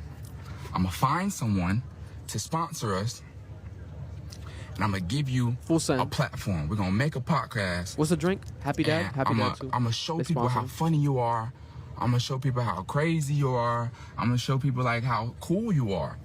And it's going to give you a platform. You know what I'm saying? I ain't want to do no motherfucking podcast, nigga. I'm a motherfucking rapper, nigga. Got millions of dollars. I don't need to talk to other rappers. What the fuck are we talking about? I did the podcast for Mitch. Don't put goddamn $400,000 in Mitch's pocket. And y'all sitting here talking about something. He disrespecting his friend. And I ain't fucking with Mitch, bro. I've been asleep all day. I wake up to this crazy shit. Mitch, how the fuck you didn't go on the internet and tell these folks that we playing, bro? That tweet got goddamn 6 million views on it. Why the fuck you ain't going there and tell them folks we playing? Man, it's Twitter, bro. You know how they is, bro. You know how Twitter is, bro. You know how Twitter is, bro. All right, fuck that then, nigga. Fuck the podcast, nigga. Fuck you. Fuck you, nigga. Fuck you and the podcast, nigga. How about that? I don't give a fuck about the podcast, nigga. Fuck the podcast, nigga. And like, what are we talking about, bro? All I do is help people, bro. I don't get nothing from none of this shit. I help. Left. Yo, like it got so it was like cringe, uncomfortable. Now don't get me wrong. This is like, to be honest, this is like podcast gold. Like stuff like this. This now, well, hopefully they clear it up and like they bring the podcast back. But it seems like they might not because you said Mitch with it. Mitch tweet. I'll just tell you right now. He was like, "What's Yachty's number or some shit?" Yeah, basically. So maybe Yachty's not responding to Mitch. But now this builds like people love drama, right? So like on the Joe Budden podcast, like when they broke up. This builds up. People love that drama shit, right? We might have to do like a fake drama shit in here. Might have to throw up on you or something. Nick, please, bro. Nigga said, "Hey, could somebody send me boat new number real quick?" Question my question. So, like, we don't got his number. Niggas in the comments is like, "How are you asking us? Like, we know." So now the next podcast, etc., like they drop it, etc., people now are gonna be invested. Like, oh my god, they cooled it up, etc., right? But putting that aside from the entertainment aspect, in reality, obviously, this is some bullshit. Like, the way he's handling it is very egotistical, very, it's just something that you shouldn't go about this situation, even in private. But if you do about this, do this in private. But to do this on the platform, edit it out. Like, you don't need to put this on there because it's going to look crazy. Like, you think it's his decision to keep it? Because that's what I was asking you. Maybe. I mean, but it is produced by the Full Send. I don't know if they send it through Yachty and then they... Of course. The Nelk Boy's like, oh, now you can drop it like this. I don't know. Because let's be honest, Vic. Even in the room, room, you see this. Your first reaction, tell me now, is going to be, we probably shouldn't post this. Yeah. So, who greenlit this? Is my question. Because from the reaction on the IG Live, it sounded like Yachty was okay with it. And that's concerning. Seems like it's unprofessional, no control, or they're out of control. Because he's getting mad at Mitch, bro. Get mad at yourself. Why did you let this happen? Why did you let this be released? You know people are going to interpret it how they're going to interpret it. Like, are you that naive? I think Yachty's so naive now. Like, he thinks, like, what the fuck? And also, you retire from the internet. Stay off the internet. You know the internet's going to be the internet. People are going to say what they're going to say. just like clear it up with Mitch behind the scenes, like, you know, I didn't mean that like that or whatever, like whatever the fuck, right? Yeah. And then move past it and then just keep the podcast going. But he wants to address the internet. Like you fuck the internet. They're gonna think what they're gonna think. It's obvious. Now you want to combat them. You're making yourself look worse, Yachty, because you can't deny the facts. You look like an egotistical maniac doing that. Like your friend, this and that. Of course, yes. But you didn't need to shove it in his face. Why would someone want to even like be a part of that if you're shoving it in his face like that? Like, and also at the same time, you're acting like the guy was like a broke, like he was down to $0 and like, yeah, you put money in his pocket, but he was a producer. I'm pretty sure the guy wasn't like dead broke, sleeping on the fucking in the streets. Like you're making it seem like he was like that and you saved his life and oh my God, you're a savior. No, and if you're helping people, God bless you. But to rub it in people's face, it's crazy. You look crazy. You look talking crazy. about the girlfriend part with the ex? Well, yeah, the Mitch went and cleared things up. He said, "Let's clear some things up. Please don't take that clip misguide you. It doesn't represent me and Yachty's friendship at all. We joke around petty, pretty harsh, too much sometimes for real. But in real life, it's nothing but respect and love. I can't even get on here and act like nah." But now you're asking for his new number. Yeah. Yeah. And I ain't nobody little bro. Never been check my history. I've had stats before I met bro, etc. And Mitch is more allegedly street affiliated. It's just he's been arrested for shit he's done in the past, etc. So I guess that's what he might mean by stats, you know, etc. But then Mitch had an ex-girlfriend, Camille, that went off on Yachty. Came with the fire. And then Yachty, let me try to find it right here. And then Yachty went off on her. This got crazy, right? So I'll play some of the clip right here. Dumbass broad. Hold on, bitch. This Yachty going bitch, at Camille. You dumb broad. This nigga was telling you lies just to get away from you, ho. What is you talking about, ho? Nigga talking about all the times you called him. He was in meetings. Mitch ain't never did no Then he damn turns into meetings Soldier for me, Boy. nigga. Listen. Fuck is you talking about, nigga? Nigga wouldn't me, bro. Stop playing with me, ho.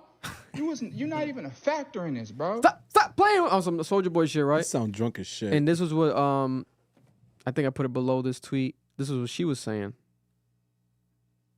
As fuck. Like, I'm so, like, and Mitch, I know you finna be mad as hell. I know you finna be mad as hell because you hate when I come to the internet, but I can't. Like, this nigga took it to the internet. This nigga Boat took it to the internet. So let's take it to the fucking internet. This because I'm they're somebody cousins that's too. been Mitch there and her are since 20 the cousins. fuck 19. Like cousin-in-laws, When but you they're cousins. put your fucking career Through to marriage. the fucking side Oh, hell no. to be this nigga's everything. And they fucked. Manager, role manager, Technically creative not director, incest. all that shit. Who That's was not. fucking sending them meetings? Every time I fucking called my ex-boyfriend, he was in a fucking meeting for your stupid ass. And you gonna sit up here and say, oh, And that's why Yachty was like, bitch, he was lying. Like, what the fuck? He wasn't no meetings for me. Like, what are you talking about, bitch? Blah, blah, blah. And Yachty deleted that. It got crazy. It got crazy, right? That was that. I think Yachty needs to clear that up with Mitch, and I hope that they move past it. That's disgusting to see online play out, but people do love the drama shit, so the value of the podcast, if they keep it going, has increased because people love like behind the scenes drama, etc. Blah blah. But I don't think it's not worth the risking the friendship because Mitch seems to be like a cool guy, especially because of the fact that he has enough balls to be like, hey, I'm still cool with him. Like that's how we are. Blah blah blah. Anyone else would be justified in being like, fuck this guy. What the fuck this nigga? I don't give a fuck about you in this fucking podcast, bro. What the fuck? Niggas on the internet. I'm like, already lit. He niggas- can go to another pod or whatever. Come here, Mitch. Come. Well, we're not gonna give you no money, but we got no money. But we got no you money. can come on for an episode, Mitch. Though I would love to interview you. Niggas are saying he folded. And this is Yachty going off at Karrahbooo, not the two, not the one. right? Because right now I'm on some fuck everybody type shit. Woo! Yeah. Fuck everybody. Nigga, fuck. All I ever did was help care, nigga care. If you want to tell this shit, tell the whole story. Go ahead, tell people how you verbally abuse people. Damn. All right? Don't get on here and make it seem like niggas kicked you out. Damn. Like niggas kicked you out because, bullying you? Bro, go ahead, tell people how you talk to people. Damn. How you tell my security guy, oh, you homeless, oh, you work for me, oh, you ain't got no, you're poor. And we above you, and how you talk to people like they nothing. That nigga let you die. You talk to people like they small, like they beneath you. Beneath him, oh damn. Bro, hold on. Tell people how you verbally abuse people. How you told me you gonna spit on me when you see me. Damn. Tell people how you talk to people, bro. Saliva? How you, your brain is clinically imbalanced, bro. How you disrespect people. How you go around treating people in your everyday life. I've been letting you do this whole thing where you act like you like a princess and you sweet. That's and you know, put a like, tongue emoji. oh, you just such a good girl. Bro, stop the front, bro. We didn't, internally, we have withheld your, yo, bro. It's so crazy to me, bro, because I've given you a career. And time to time, you just disrespect me. I wrote every fucking verse you've done. I dressed you. I dressed all 5 of y'all niggas, bro. I dressed 5 niggas every time we stepped out the house. I put an outfit on everybody. I put 8-carat earrings in everybody's ear. This nigga was their dad. This nigga said, I put clothes on you before you left the house. Here you go, son. Here you go, daughter. Here you go. Put this on. Now you can go to school. Bro, someone on Twitter said, what the fuck? Yachty was dressing him like the Wiggles. God damn. Said it about like the Wiggles. Yeah, no. And That Yachty, should the be thing is, the dying. track record is bad because we saw what happened with Burberry Perry, Cody Shane, that old label, right? Mm-hmm. Now fast forward again. Oh, the Perry interview came back up. I remember. Now it's happening again, right? Mm-hmm. But we do have Karrahbooo responding. Over the weekend, this was her performing. She said, who ain't write it? Who ain't write it?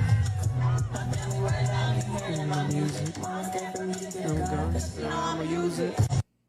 Because that song, I guess, is her biggest song, Yeah, solo she song. posted that. And she said that she wrote that. Mm-hmm. On her. This is her performing. People are making fun of her, though. Look at this, because the concert. There's no one there. Is at a festival, no one there. But, bro, she's still performing.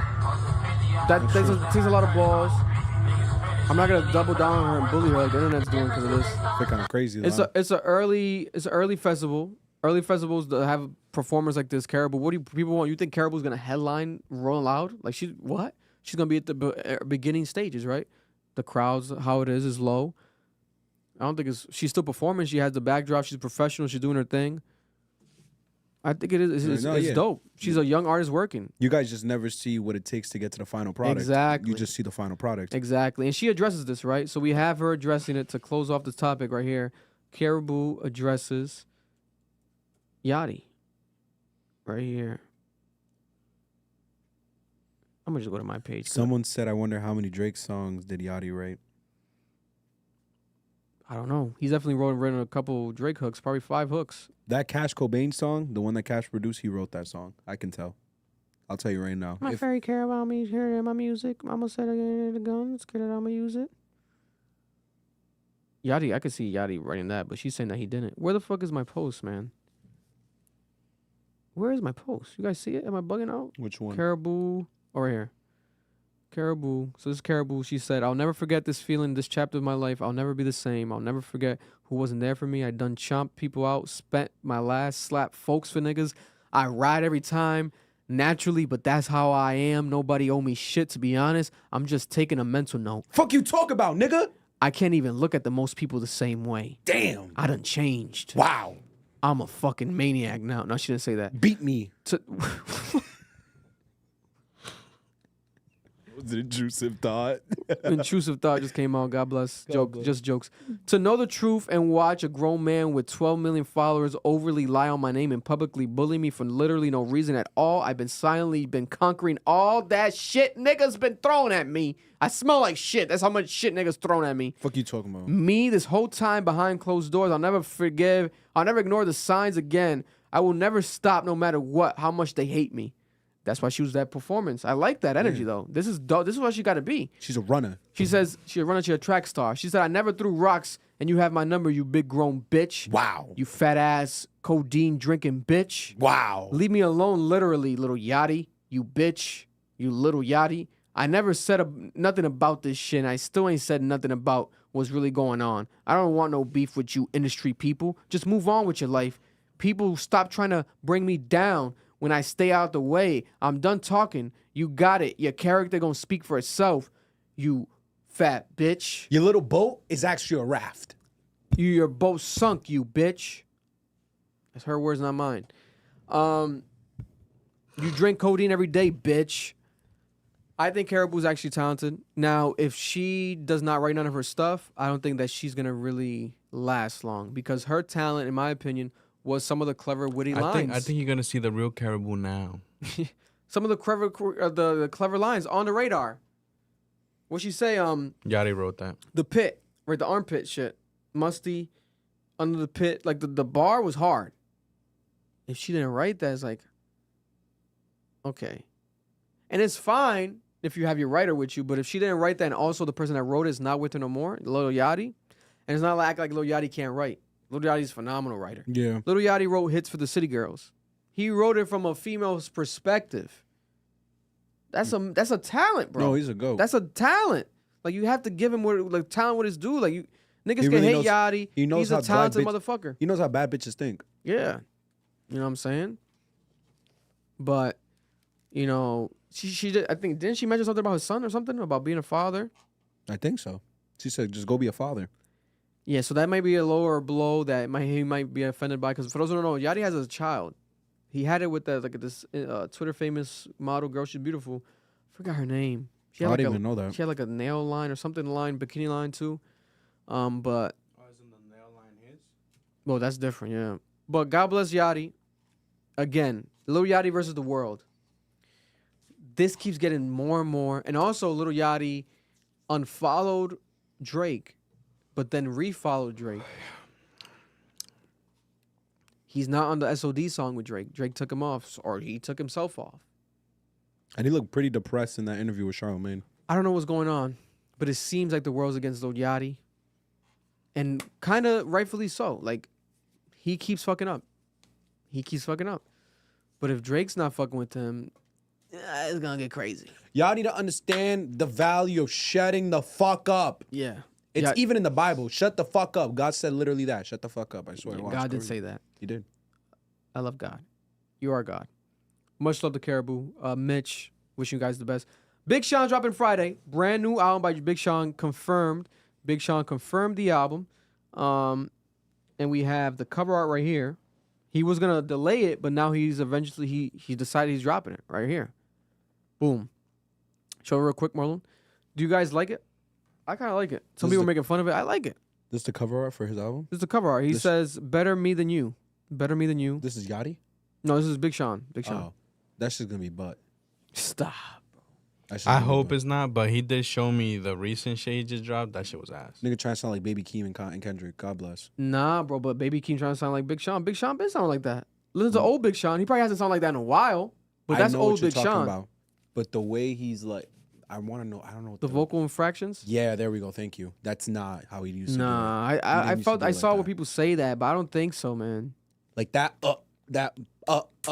that's Baby Keem, Family Ties, Baby Keem, Praise God. Like, that's how he raps. He was on live today, right here, and he sounded kind of sad, guys. It kind of made me sad.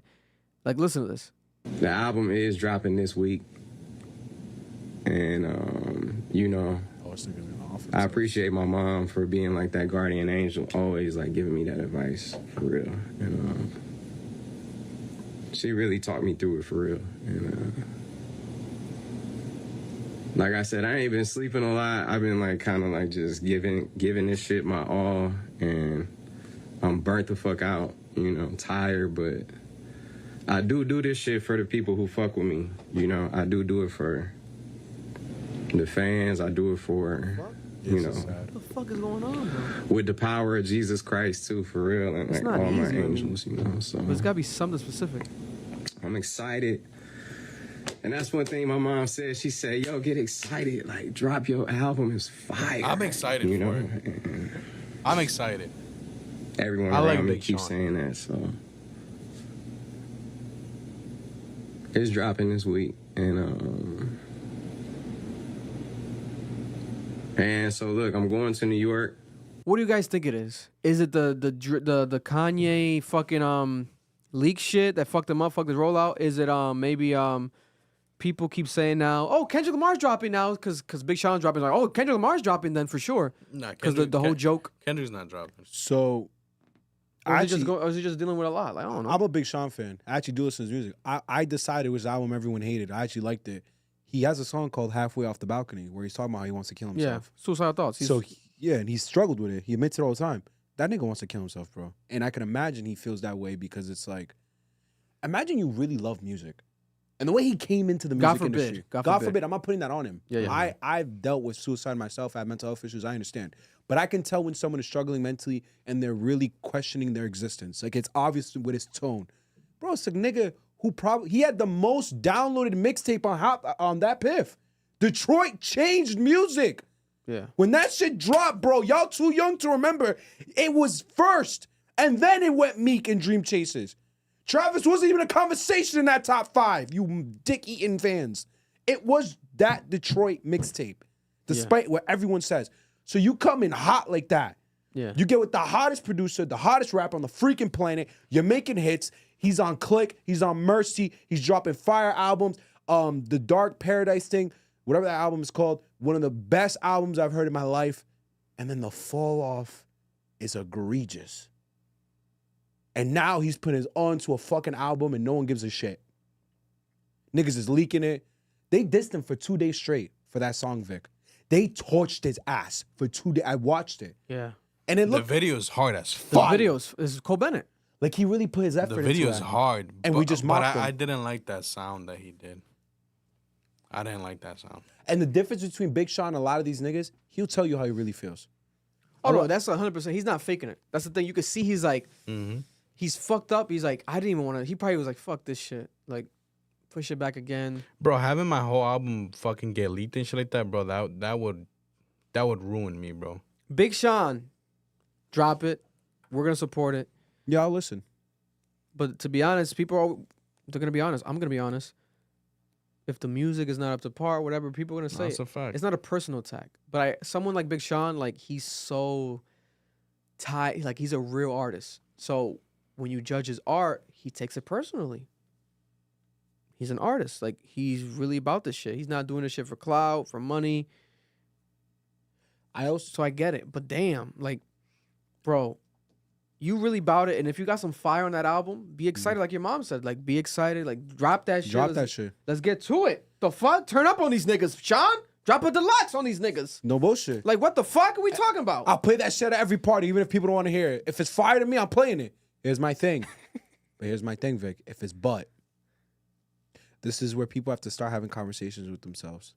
Let it go. He's going to have to go back on Instagram Live and cry again. No, move on. Move on from music. That's something we don't talk about enough. Sometimes you fell off. Like, y'all got to accept your fall off humbly. You got to be, like, that's my same conversation with Kanye West. Kanye West got to accept he can't rap anymore.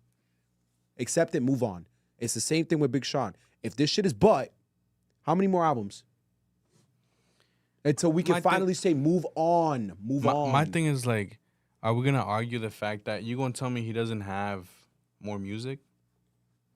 That's good?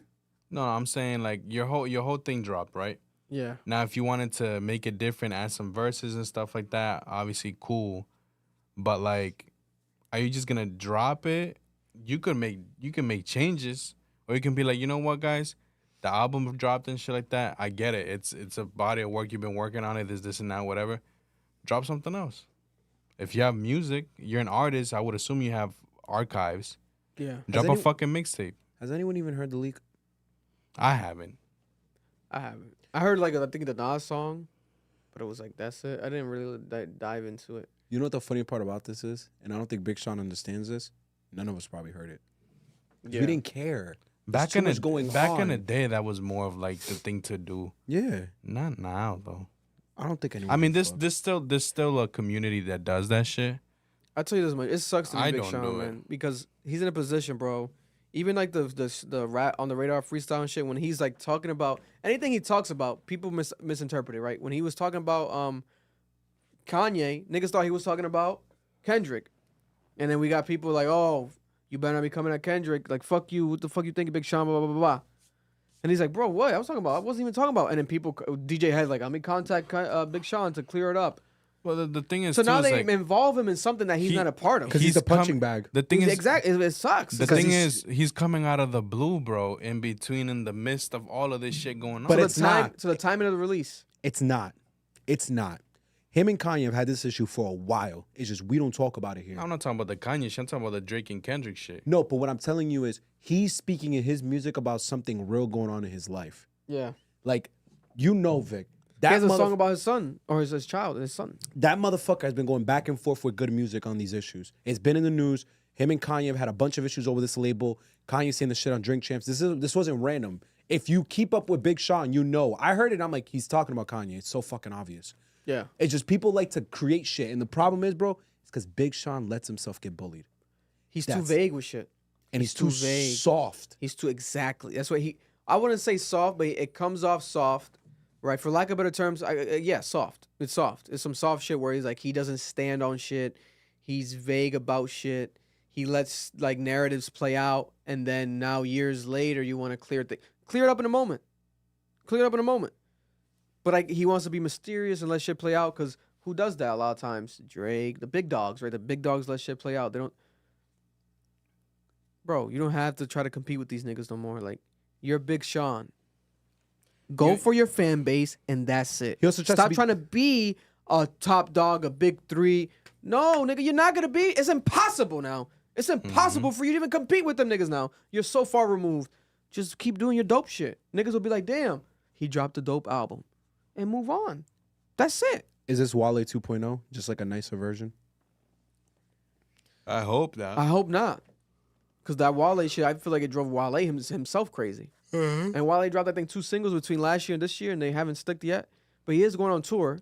I might want to go see him. I like Wale a lot. I do too. It's just Wale was his own enemy. But I think it's kind of the opposite this time. It's like Wale's biggest issue is he didn't shut the fuck up. He kept yelling and being mad. Big Sean is trying too hard to get sympathy. Like, bro, I get it. You're spiritual, you're loving, but shut the fuck up. And if you're gonna speak on some shit, like you said, stand on it. Don't be like beat around the bush. Like, that's not helping you, bro. Yeah, I don't know. It's crazy, bro.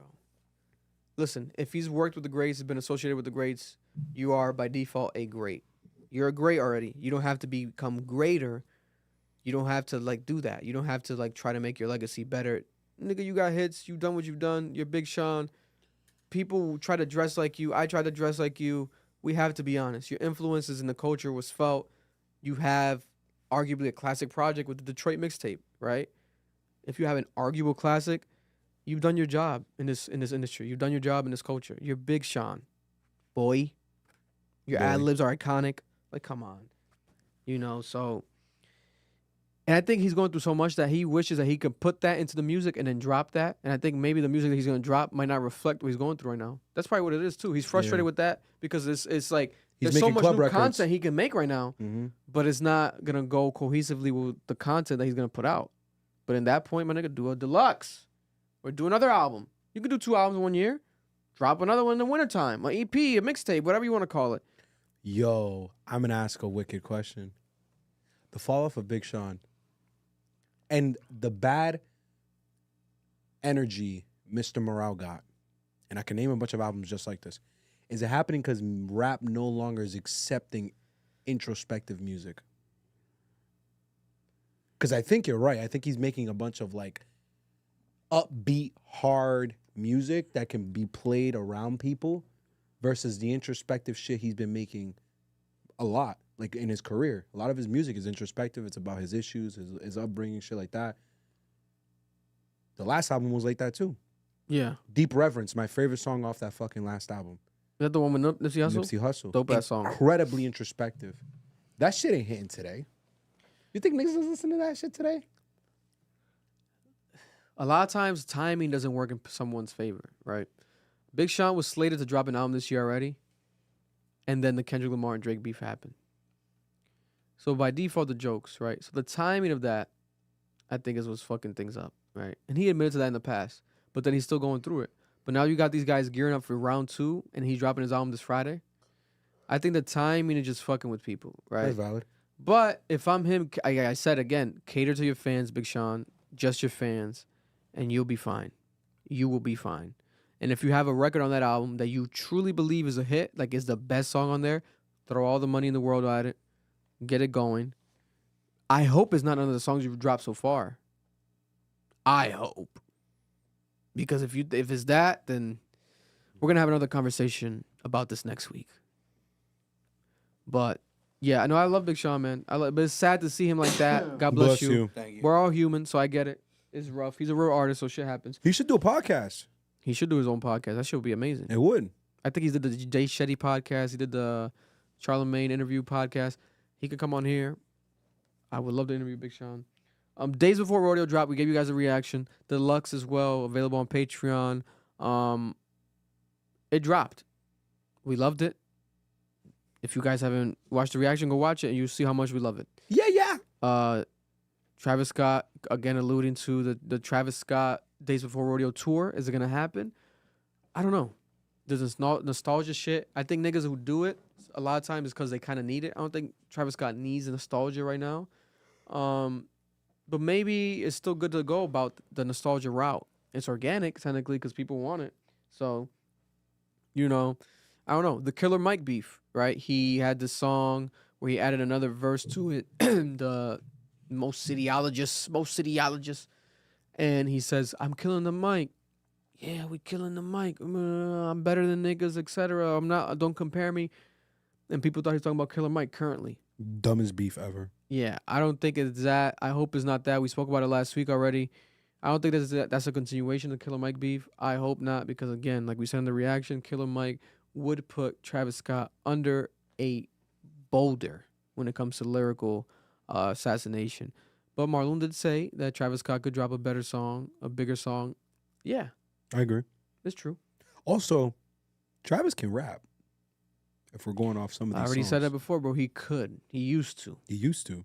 A lot of people heard Sloppy Toppy and thought he was about to be the greatest producer rapper we ever seen. That verse was crazy. Insanity. Then I gave me Sloppy Toppy, then the Sloppy Toppy got his, then the Sloppy Toppy, oh, and the goddess, oh, the goddess, and then the beat switch. That shit was. Fuck. Niggas on Twitter said, nigga dropped that shit and got worse. Bro, that Sloppy Toppy verse was crazy. Insanity. Young Miami from the City Girls. Akademiks has broken the news that Young Miami has been dropped by Quality Control, the label, QC.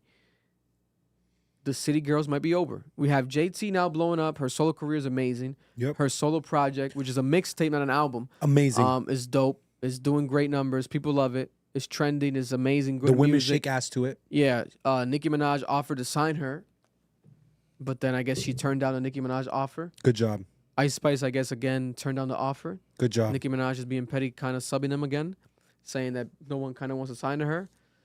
I don't know. Maybe the contract is not making sense, Nicki. You got to, I don't know. You're a GOAT, but that might not just be enough. You need to make sure that these people are getting the proper money. It splits. Also, I'm assuming that they're not, because why would you not sign a Nicki if you're not getting your proper splits?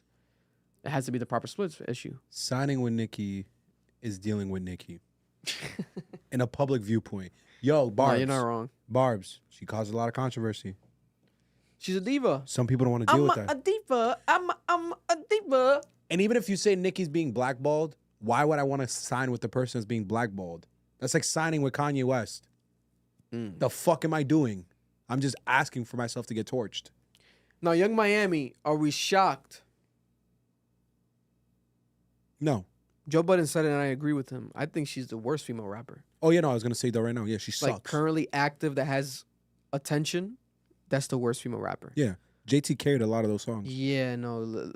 Carisha's not good. Young Miami, she's not good. She's not a good rapper. She's very bad. Yeah, she's not a good rapper. Amazing personality. What is that show that she's on? Carisha Please. Yo. The podcast. Hilarious. Even her talking about peeing on people or getting peed on is nasty. Nasty as fuck, right? Amazing but personality. entertaining. Yep. Because she did go on, eventually she said that she was lying for entertainment. I fucking hope so. You need to stop getting peed on. Stop explaining yourself, like Joe said. Stop explaining yourself. Because that's funny if you leave it up to interpretation. Yeah. That's part of being a comic. Just leave it up to interpretation. But Young Miami being dropped technically ends the City Girls, which shocks me because I'm like, is the music industry in that type of place right now where like they have to cut off people if you're not making any money like that? We don't give a fuck. If we have to risk a super group, City Girls is a super group. Let's not act like they weren't impactful. There was a moment in time where people were calling them the female Migos, even though they weren't to that level. People were comparing them because if you think about it, what other female group do we have in rap currently? No, we don't. We don't. But none of that mattered like the City Girls. Their last album was butt though. The last album was horrible. But what I'm saying is like they don't see any future in that shit at all. That still was a brand. Yeah, I get what you mean. People were like on some what was that term that they were using that everyone was saying? Was it hot girl? No, not hot girl. It was Meg. The City Girls. I know what you're something about the summer. City boy. City girl summer. City girl summer. Like everyone wants to be a city girl, and then a city boy summer. That came from that, right? City boy. Yeah, I'm trying to be a city that girl. whole shit of being a city boy.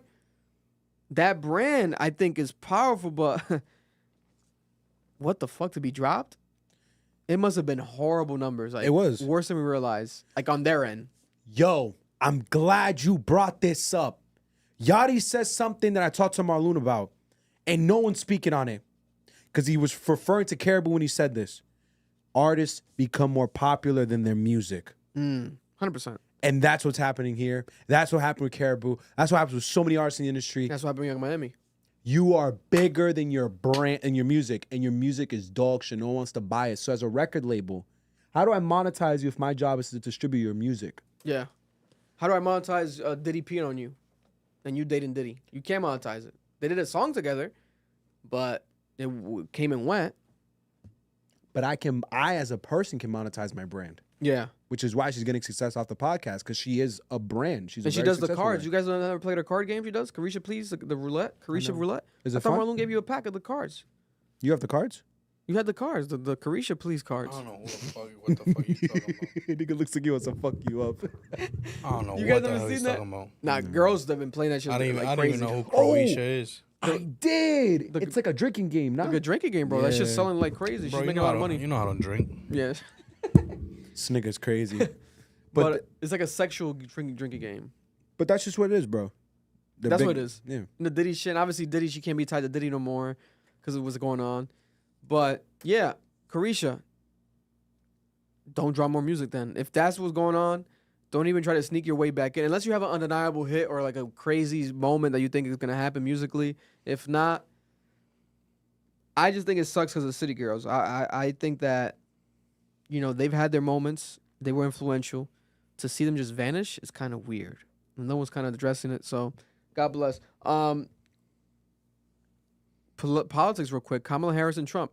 Kamala Harris and Donald Trump are using hip-hop and artists to try to get the black vote, right?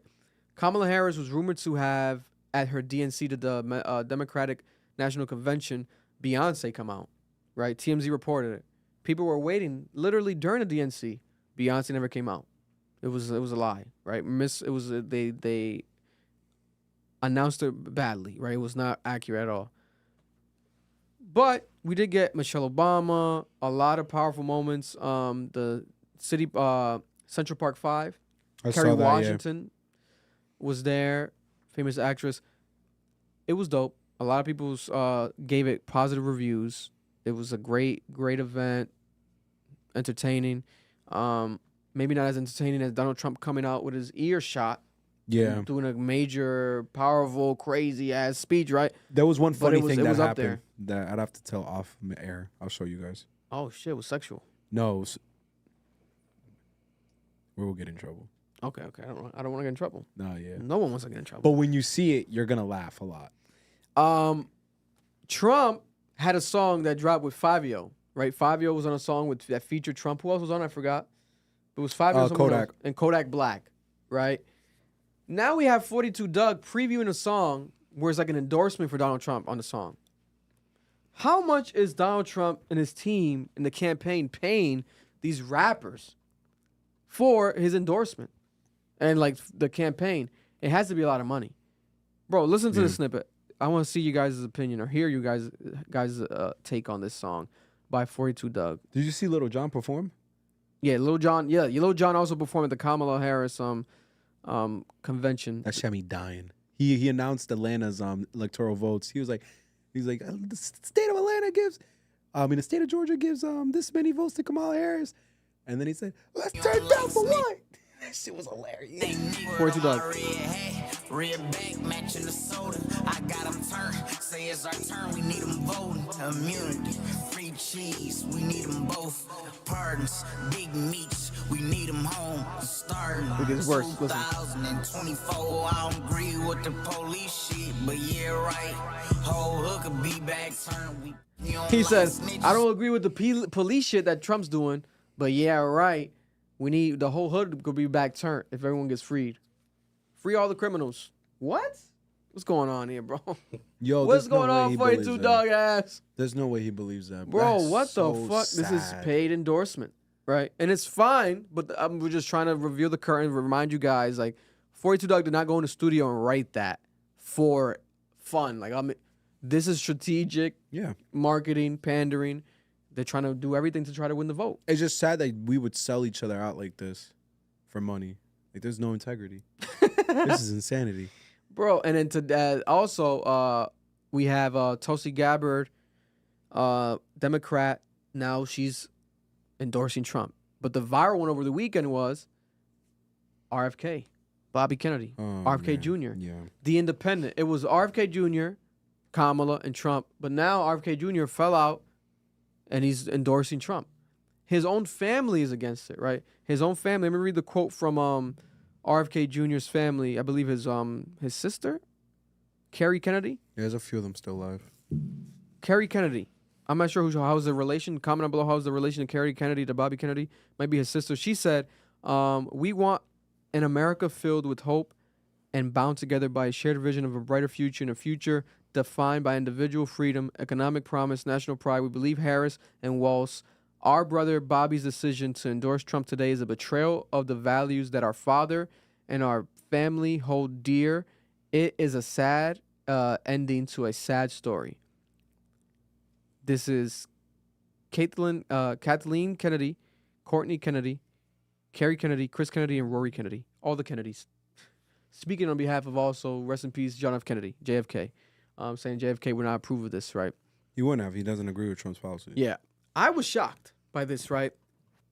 But when you think about it recently, they've kind of had like a relationship. They've been talking to each other, especially after the shooting. They had that phone call exchange, etc. Seemed very strategical. Yeah, and people thought that he might have been his running mate at one point. Like, is it going to be the VP? RFK, it was rumors of that. Would have been insane, right? That would have been insane. Now, it's just an endorsement by RFK Jr. I'm more shocked at the fact that he even fell out. He seemed so like he was willing to ride or die to the end. But then obviously you look at the numbers, he's like, there's no way in hell you have a possibility of winning this. But there's a purpose for why you stay. Why you stay?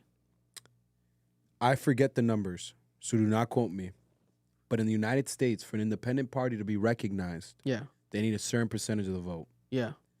If they get a certain percentage of the vote, then they get access to a fund that is federally funded through our tax dollars that they can tap into to run elections on a national level for their candidates. Yeah. I think it's 3%. You know what he was polling at? 8. How much? Damn. I think at 8, if he'd reached 11, he would have ended up on the debate stage by default. I think the number is 11.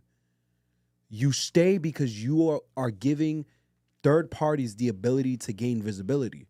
The reality is this, bro. No one's going to vote for Trump that endorsed him. Like a good portion of them are just not going to vote. Or they're going to write him in. Because they didn't endorse Robert Kennedy just because they thought he'd win. No one thought he was going to win. It was because in their minds, the support came from the fact that they didn't like either candidate. Yeah. And they needed to support a third-party candidate that was legitimate so we can destroy the two-party system. Because it's broken. It's fundamentally flawed. And the only way you do that is by supporting a third-party candidate. So him doing this is dumb. Like, it makes him look like the biggest hypocrite ever because of everything he was saying. And then to top it all off, it does nothing for Trump because his base has a fundamentally different ideology on this issue. I really wish he'd stayed. He could have saw it through, could have stayed on the ballot, could have kept doing the live streams on YouTube. And that nigga maybe could have gotten 10% of the vote. I think the last time a third-party candidate got that much, bro, was Bush and Clinton. When Bush and Clinton, Bush's dad, not junior, senior, and Clinton, there was a third-party candidate who ran. The other time was TDR. When he ran the second time, Teddy Roosevelt.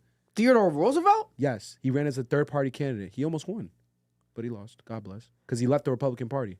So it's like, bro, there's a history behind third-party candidates. I wish the nigga stayed.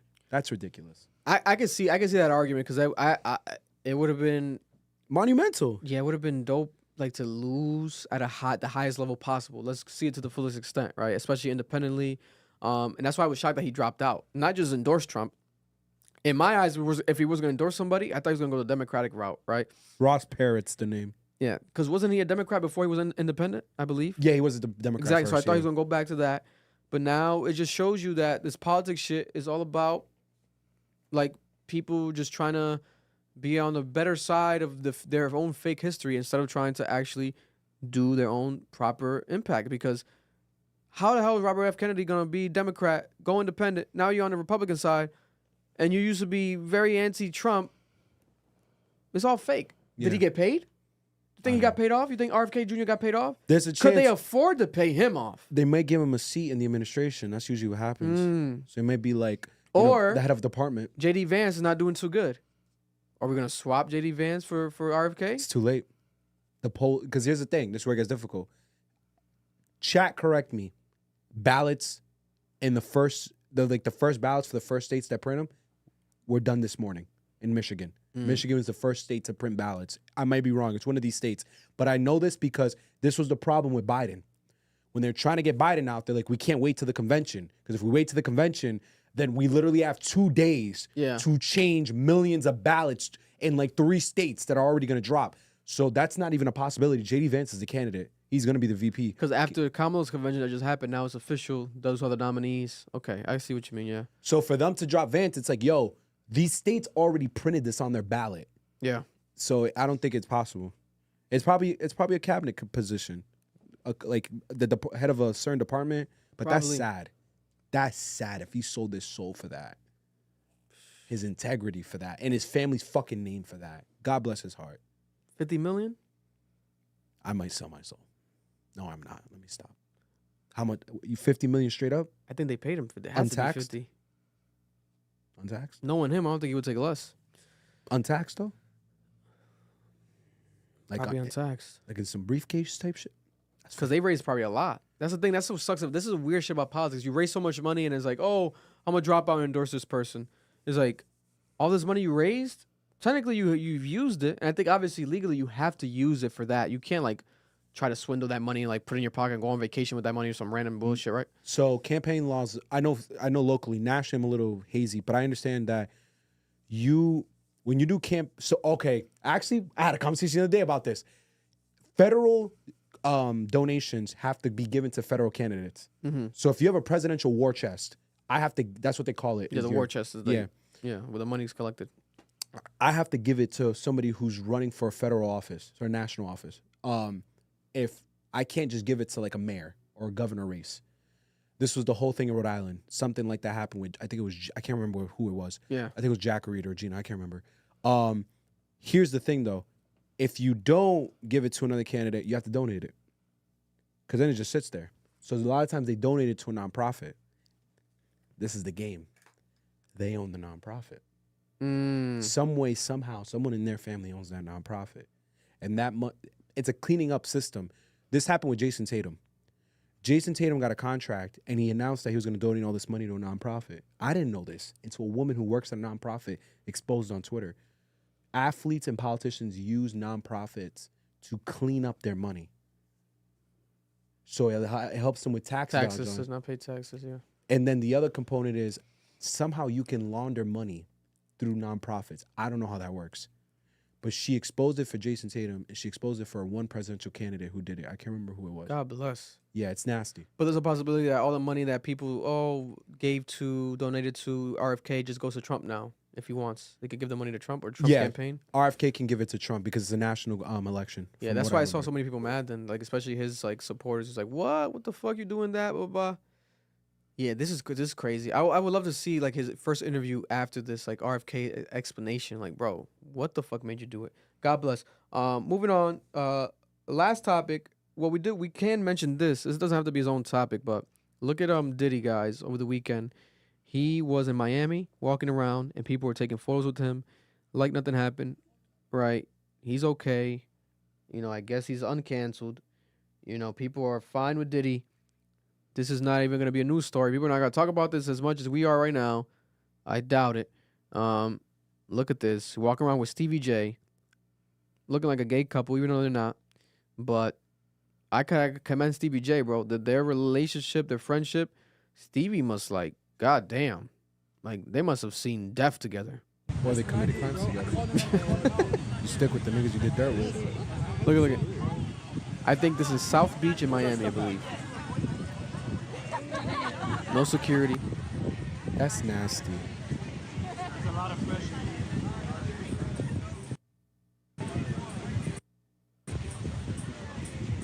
Selfies. That's what I did, bro. I get letting him walk the beach because it's a public property. You have to. But taking selfies with the nigga like a groupie ass little girl and a groupie ass little guy, the nigga beat the dog shit out of her, bro. Listen, I might have been wrong because I felt like this shit was over. His life's done. People are gonna whatever. It seems like his life's not done. Like he's able to do this. People are just taking photos with him. I mean, wait, y'all know Mariah Carey's? Oh, Mariah Carey's mother and sister died. Yeah. Oh, we just got a DM saying that on the podcast. You didn't page. I sent that. Yeah, Marluch sent it. He sent it before we came in here, bro. You didn't see it? No, where you sending Mar? In the chat. Instagram. Nah, someone just DM'd Her mom and her sister passed away on the same day. On the same day. She Oh announced my it today, God. bro. Let me see. It happened 6 hours ago. I was confused why you didn't talk about it. I thought you were gonna let the story develop. Mariah Carey's mother and sister tragically passed away the same day. Mariah Carey has confirmed in a statement. She said, "My heart is broken and I've lost my mother this past weekend.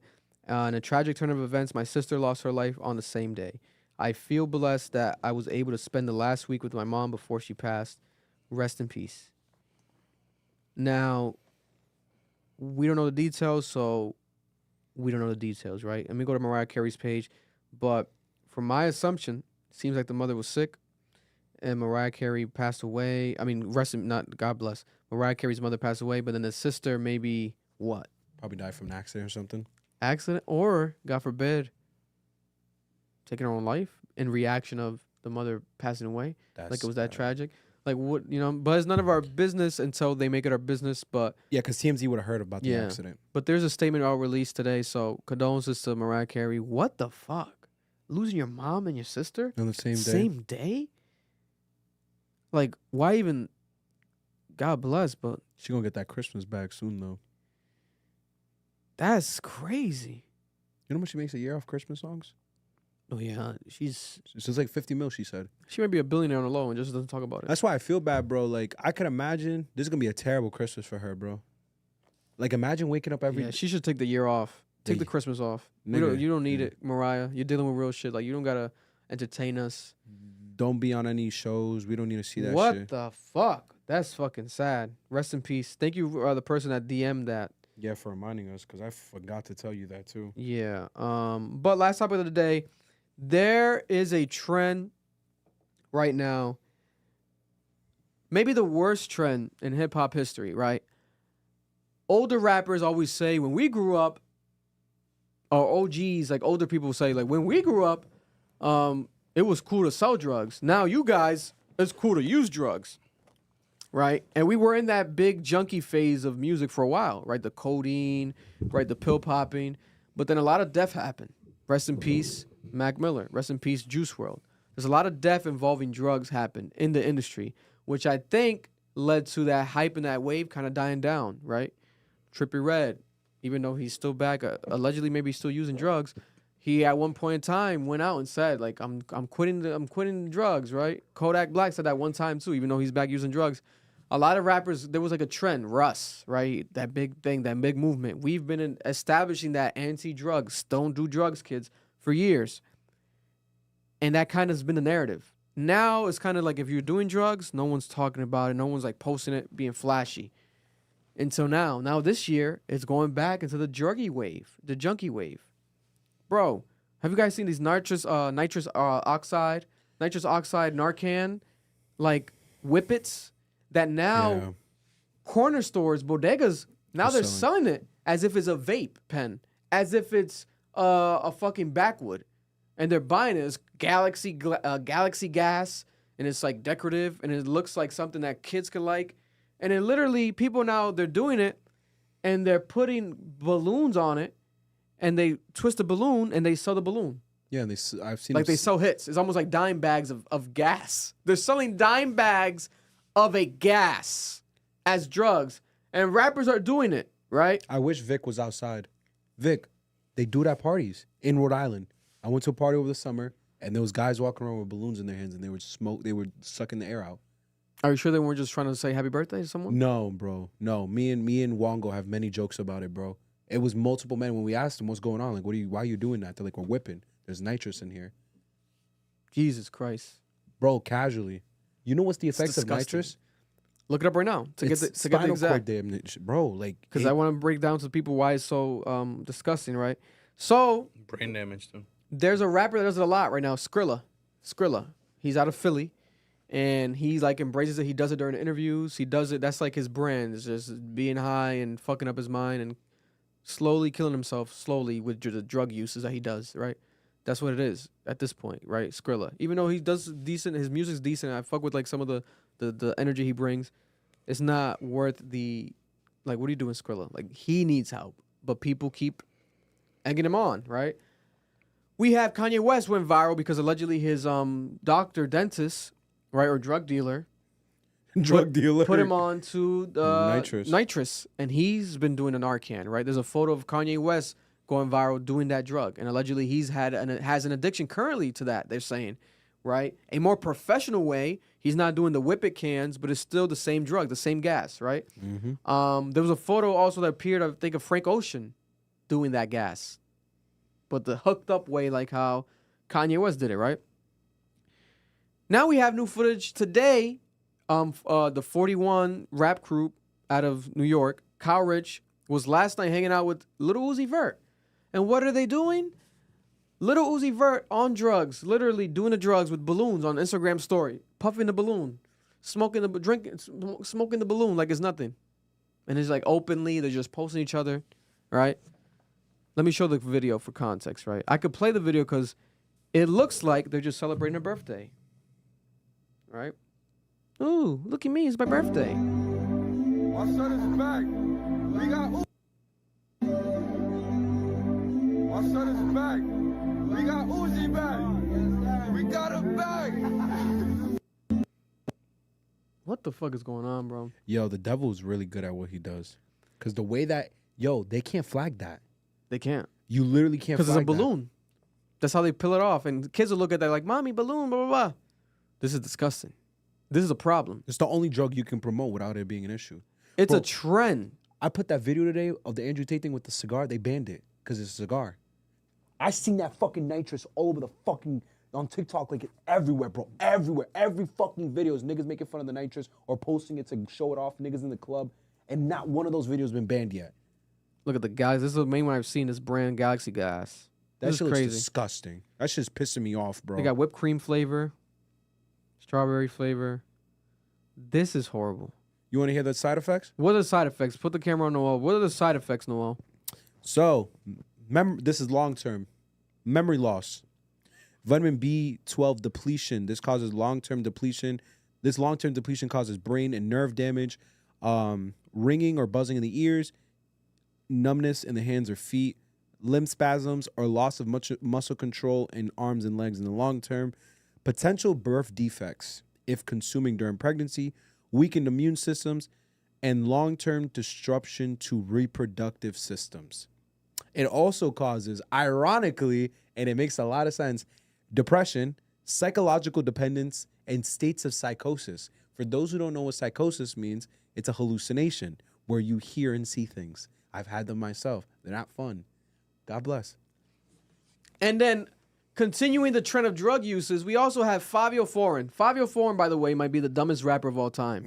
Right? He's 40 years old, and he behaves like he's 13. It's sad. He can't even spell. He can't even read. And now we have him literally out here. Last night in Philadelphia, his show got canceled, right? So he decided to go to the hood with Skrilla, and they went to check out the drug addicts, the crackheads, and he filmed them right? And he filmed himself just hanging out with the crackheads, and he filmed him close up doing the drugs. He posted it on his Instagram story. He posted it on Twitter, right? As if it's like a flex, like content. And then, obviously, he got bashed. It's disgusting. And then he tries to justify it. What does he say?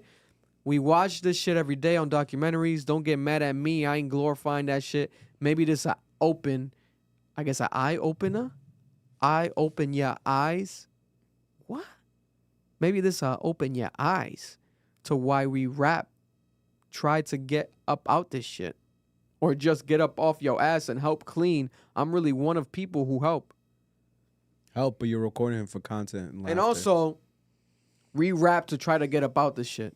Yes, you're a rapper, you're a millionaire. Why the fuck are you going to the hood to film drug addicts? And to post it and be like, oh, and post your Rolex with the drug addict needle. How's that a flex?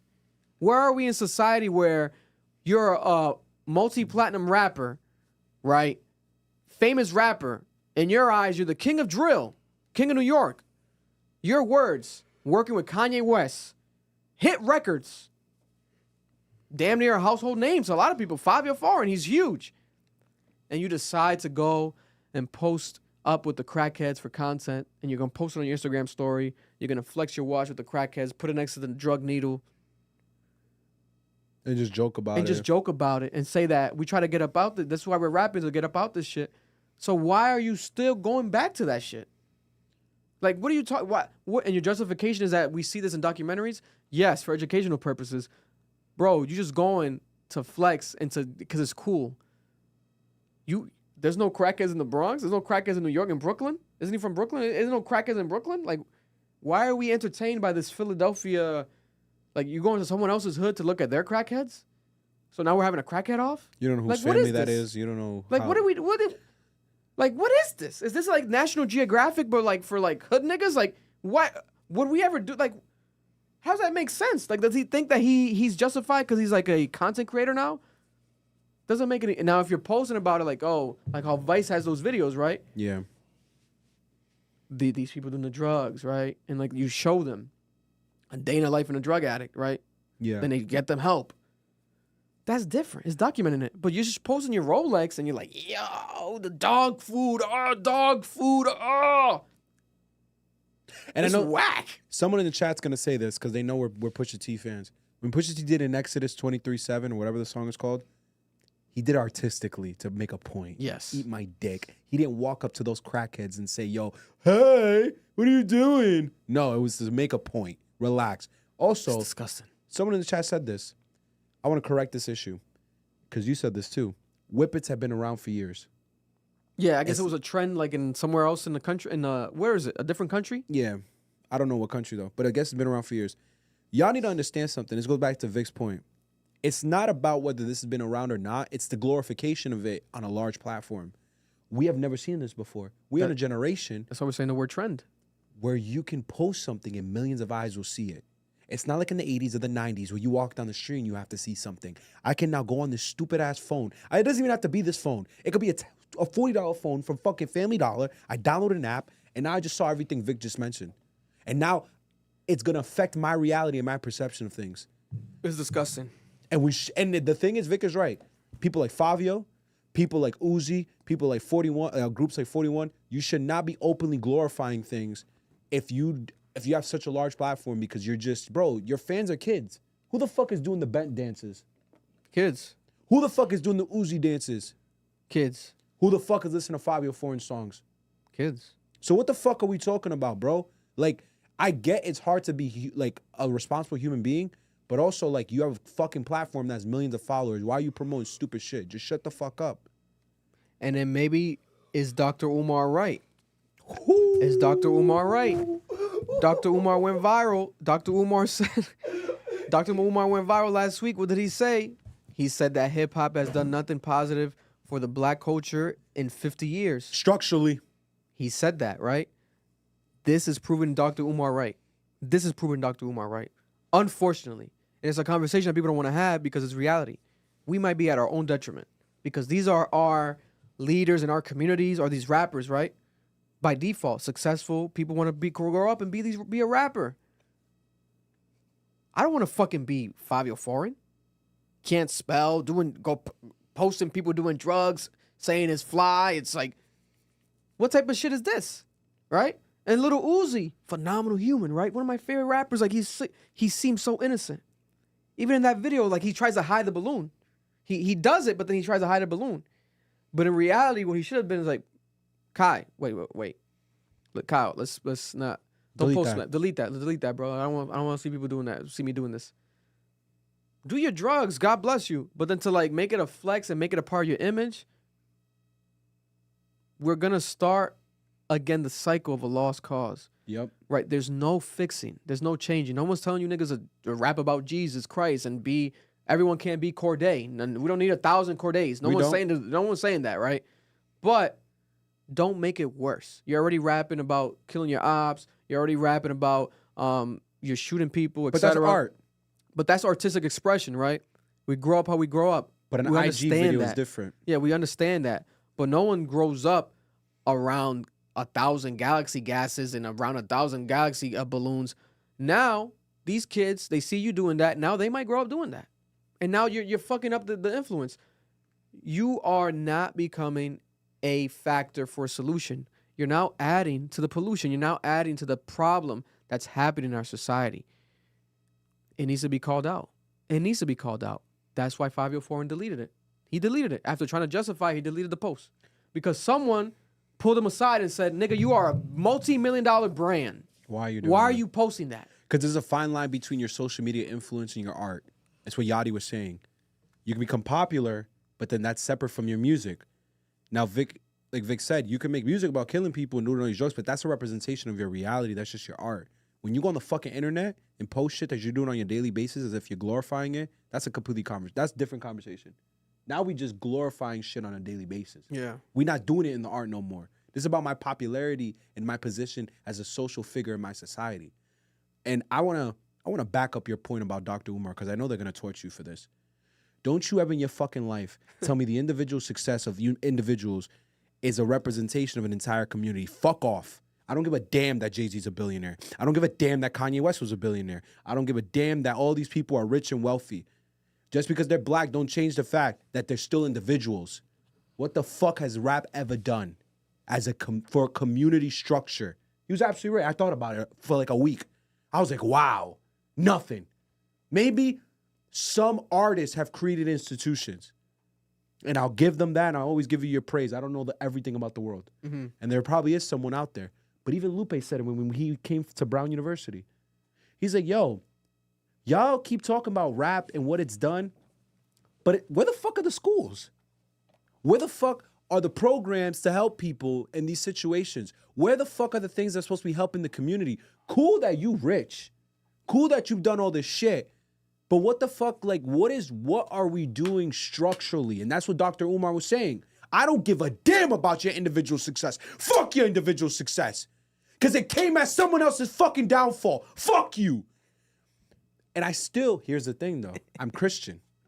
So I do believe we have to protect individuals. This nigga scared me, bro. Nah, because that shit got me hot. Niggas was in the comments saying that shit. The nigga even in the fucking, in the podcast. Oh, Mouse Jones. Yeah. He's like, what about all the people that have jobs in the industry now and this and that have jobs in fashion places? Fuck them. Like, obviously not fuck them, but fuck them in the context of this conversation. The individual matters, but not at the detriment of your community. Mm-hmm. And your community matters, but not at the detriment of the individuals. It's a two-balance system. It's a balance. Rap has always been an individualistic business. It's been about me. We saw it with Hov and Dame. Ego versus ego. With the rap beefs, we saw it with Drake and his entire fucking label. We have Kanye and his entire fucking label. Mm-hmm. It's always been an individualistic business. So fuck off trying to tell me that this shit built community. You niggas is fucking liars. And don't tell me that those little toy drives made a difference either. That they made structural change. You have a toy drive every year. Wow, thank you. I appreciate that. You need charity. It's good. It's necessary. You need that form of charity. But that's not what Dr. Umar was talking about. He was talking about getting niggas fucking education, changing communities, opening banks, and causing structural change. Rapping never did that shit. God bless. I think it's happened, but it just hasn't happened on like a larger scale. A We larger could talk scale, about it. right? Rest in peace, Nipsey Hussle. Nipsey Hussle. He tried it. Is that's the thing. Unfortunately, was right. A walking example of the change that we need, the influence that needs to be happening, and literally directly coming from those unfortunate circumstances. But look at how he died. He died trying to support and trying to change the things happening in his unfortunate circumstances, neighborhood, in the hood. He died in his own hood, for lack of better terms. Yeah. We don't gotta be politically correct here. He fucking died in his own hood. Nigga shot him in his own hood. Nipsey Hussle. That's how he died. So it's like the guy that's trying to change the shit ends up being the guy that gets killed and no longer is a very, very ironic and unfortunate how it should be, and it's like, listen, and even Jay-Z, right? Jay-Z, people give him shit and I get it. But Jay-Z has had instances, right? Tidal. He tried to do the Tidal situation, and he didn't get right? support. Where the musicians have their own equity in the company. And then if you support the streaming service, we're the future, you'll be supporting the artists. No one fucking supported it. It was like a big deal the first month. What happened to Tidal? It's still around, but is it competing? It's not competing with Apple Music. It's not competing with Spotify. It could have been the wave. It should be the wave. Now everyone wants to be independent. He was ahead of the wave. What'd he do? I don't think he's the major owner of the company. I think he sold most of it or whatever happened. It's not really his sole company anymore. Yeah.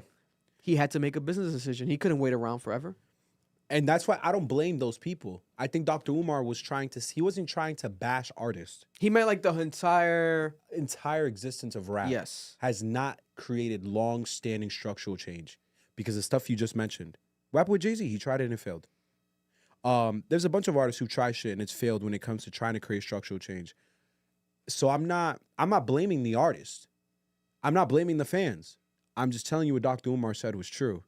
Rap music is not this glorified thing you think it is. It has brought up a lot of people, but it's been at the detriment of a lot of other people. And that is the problem.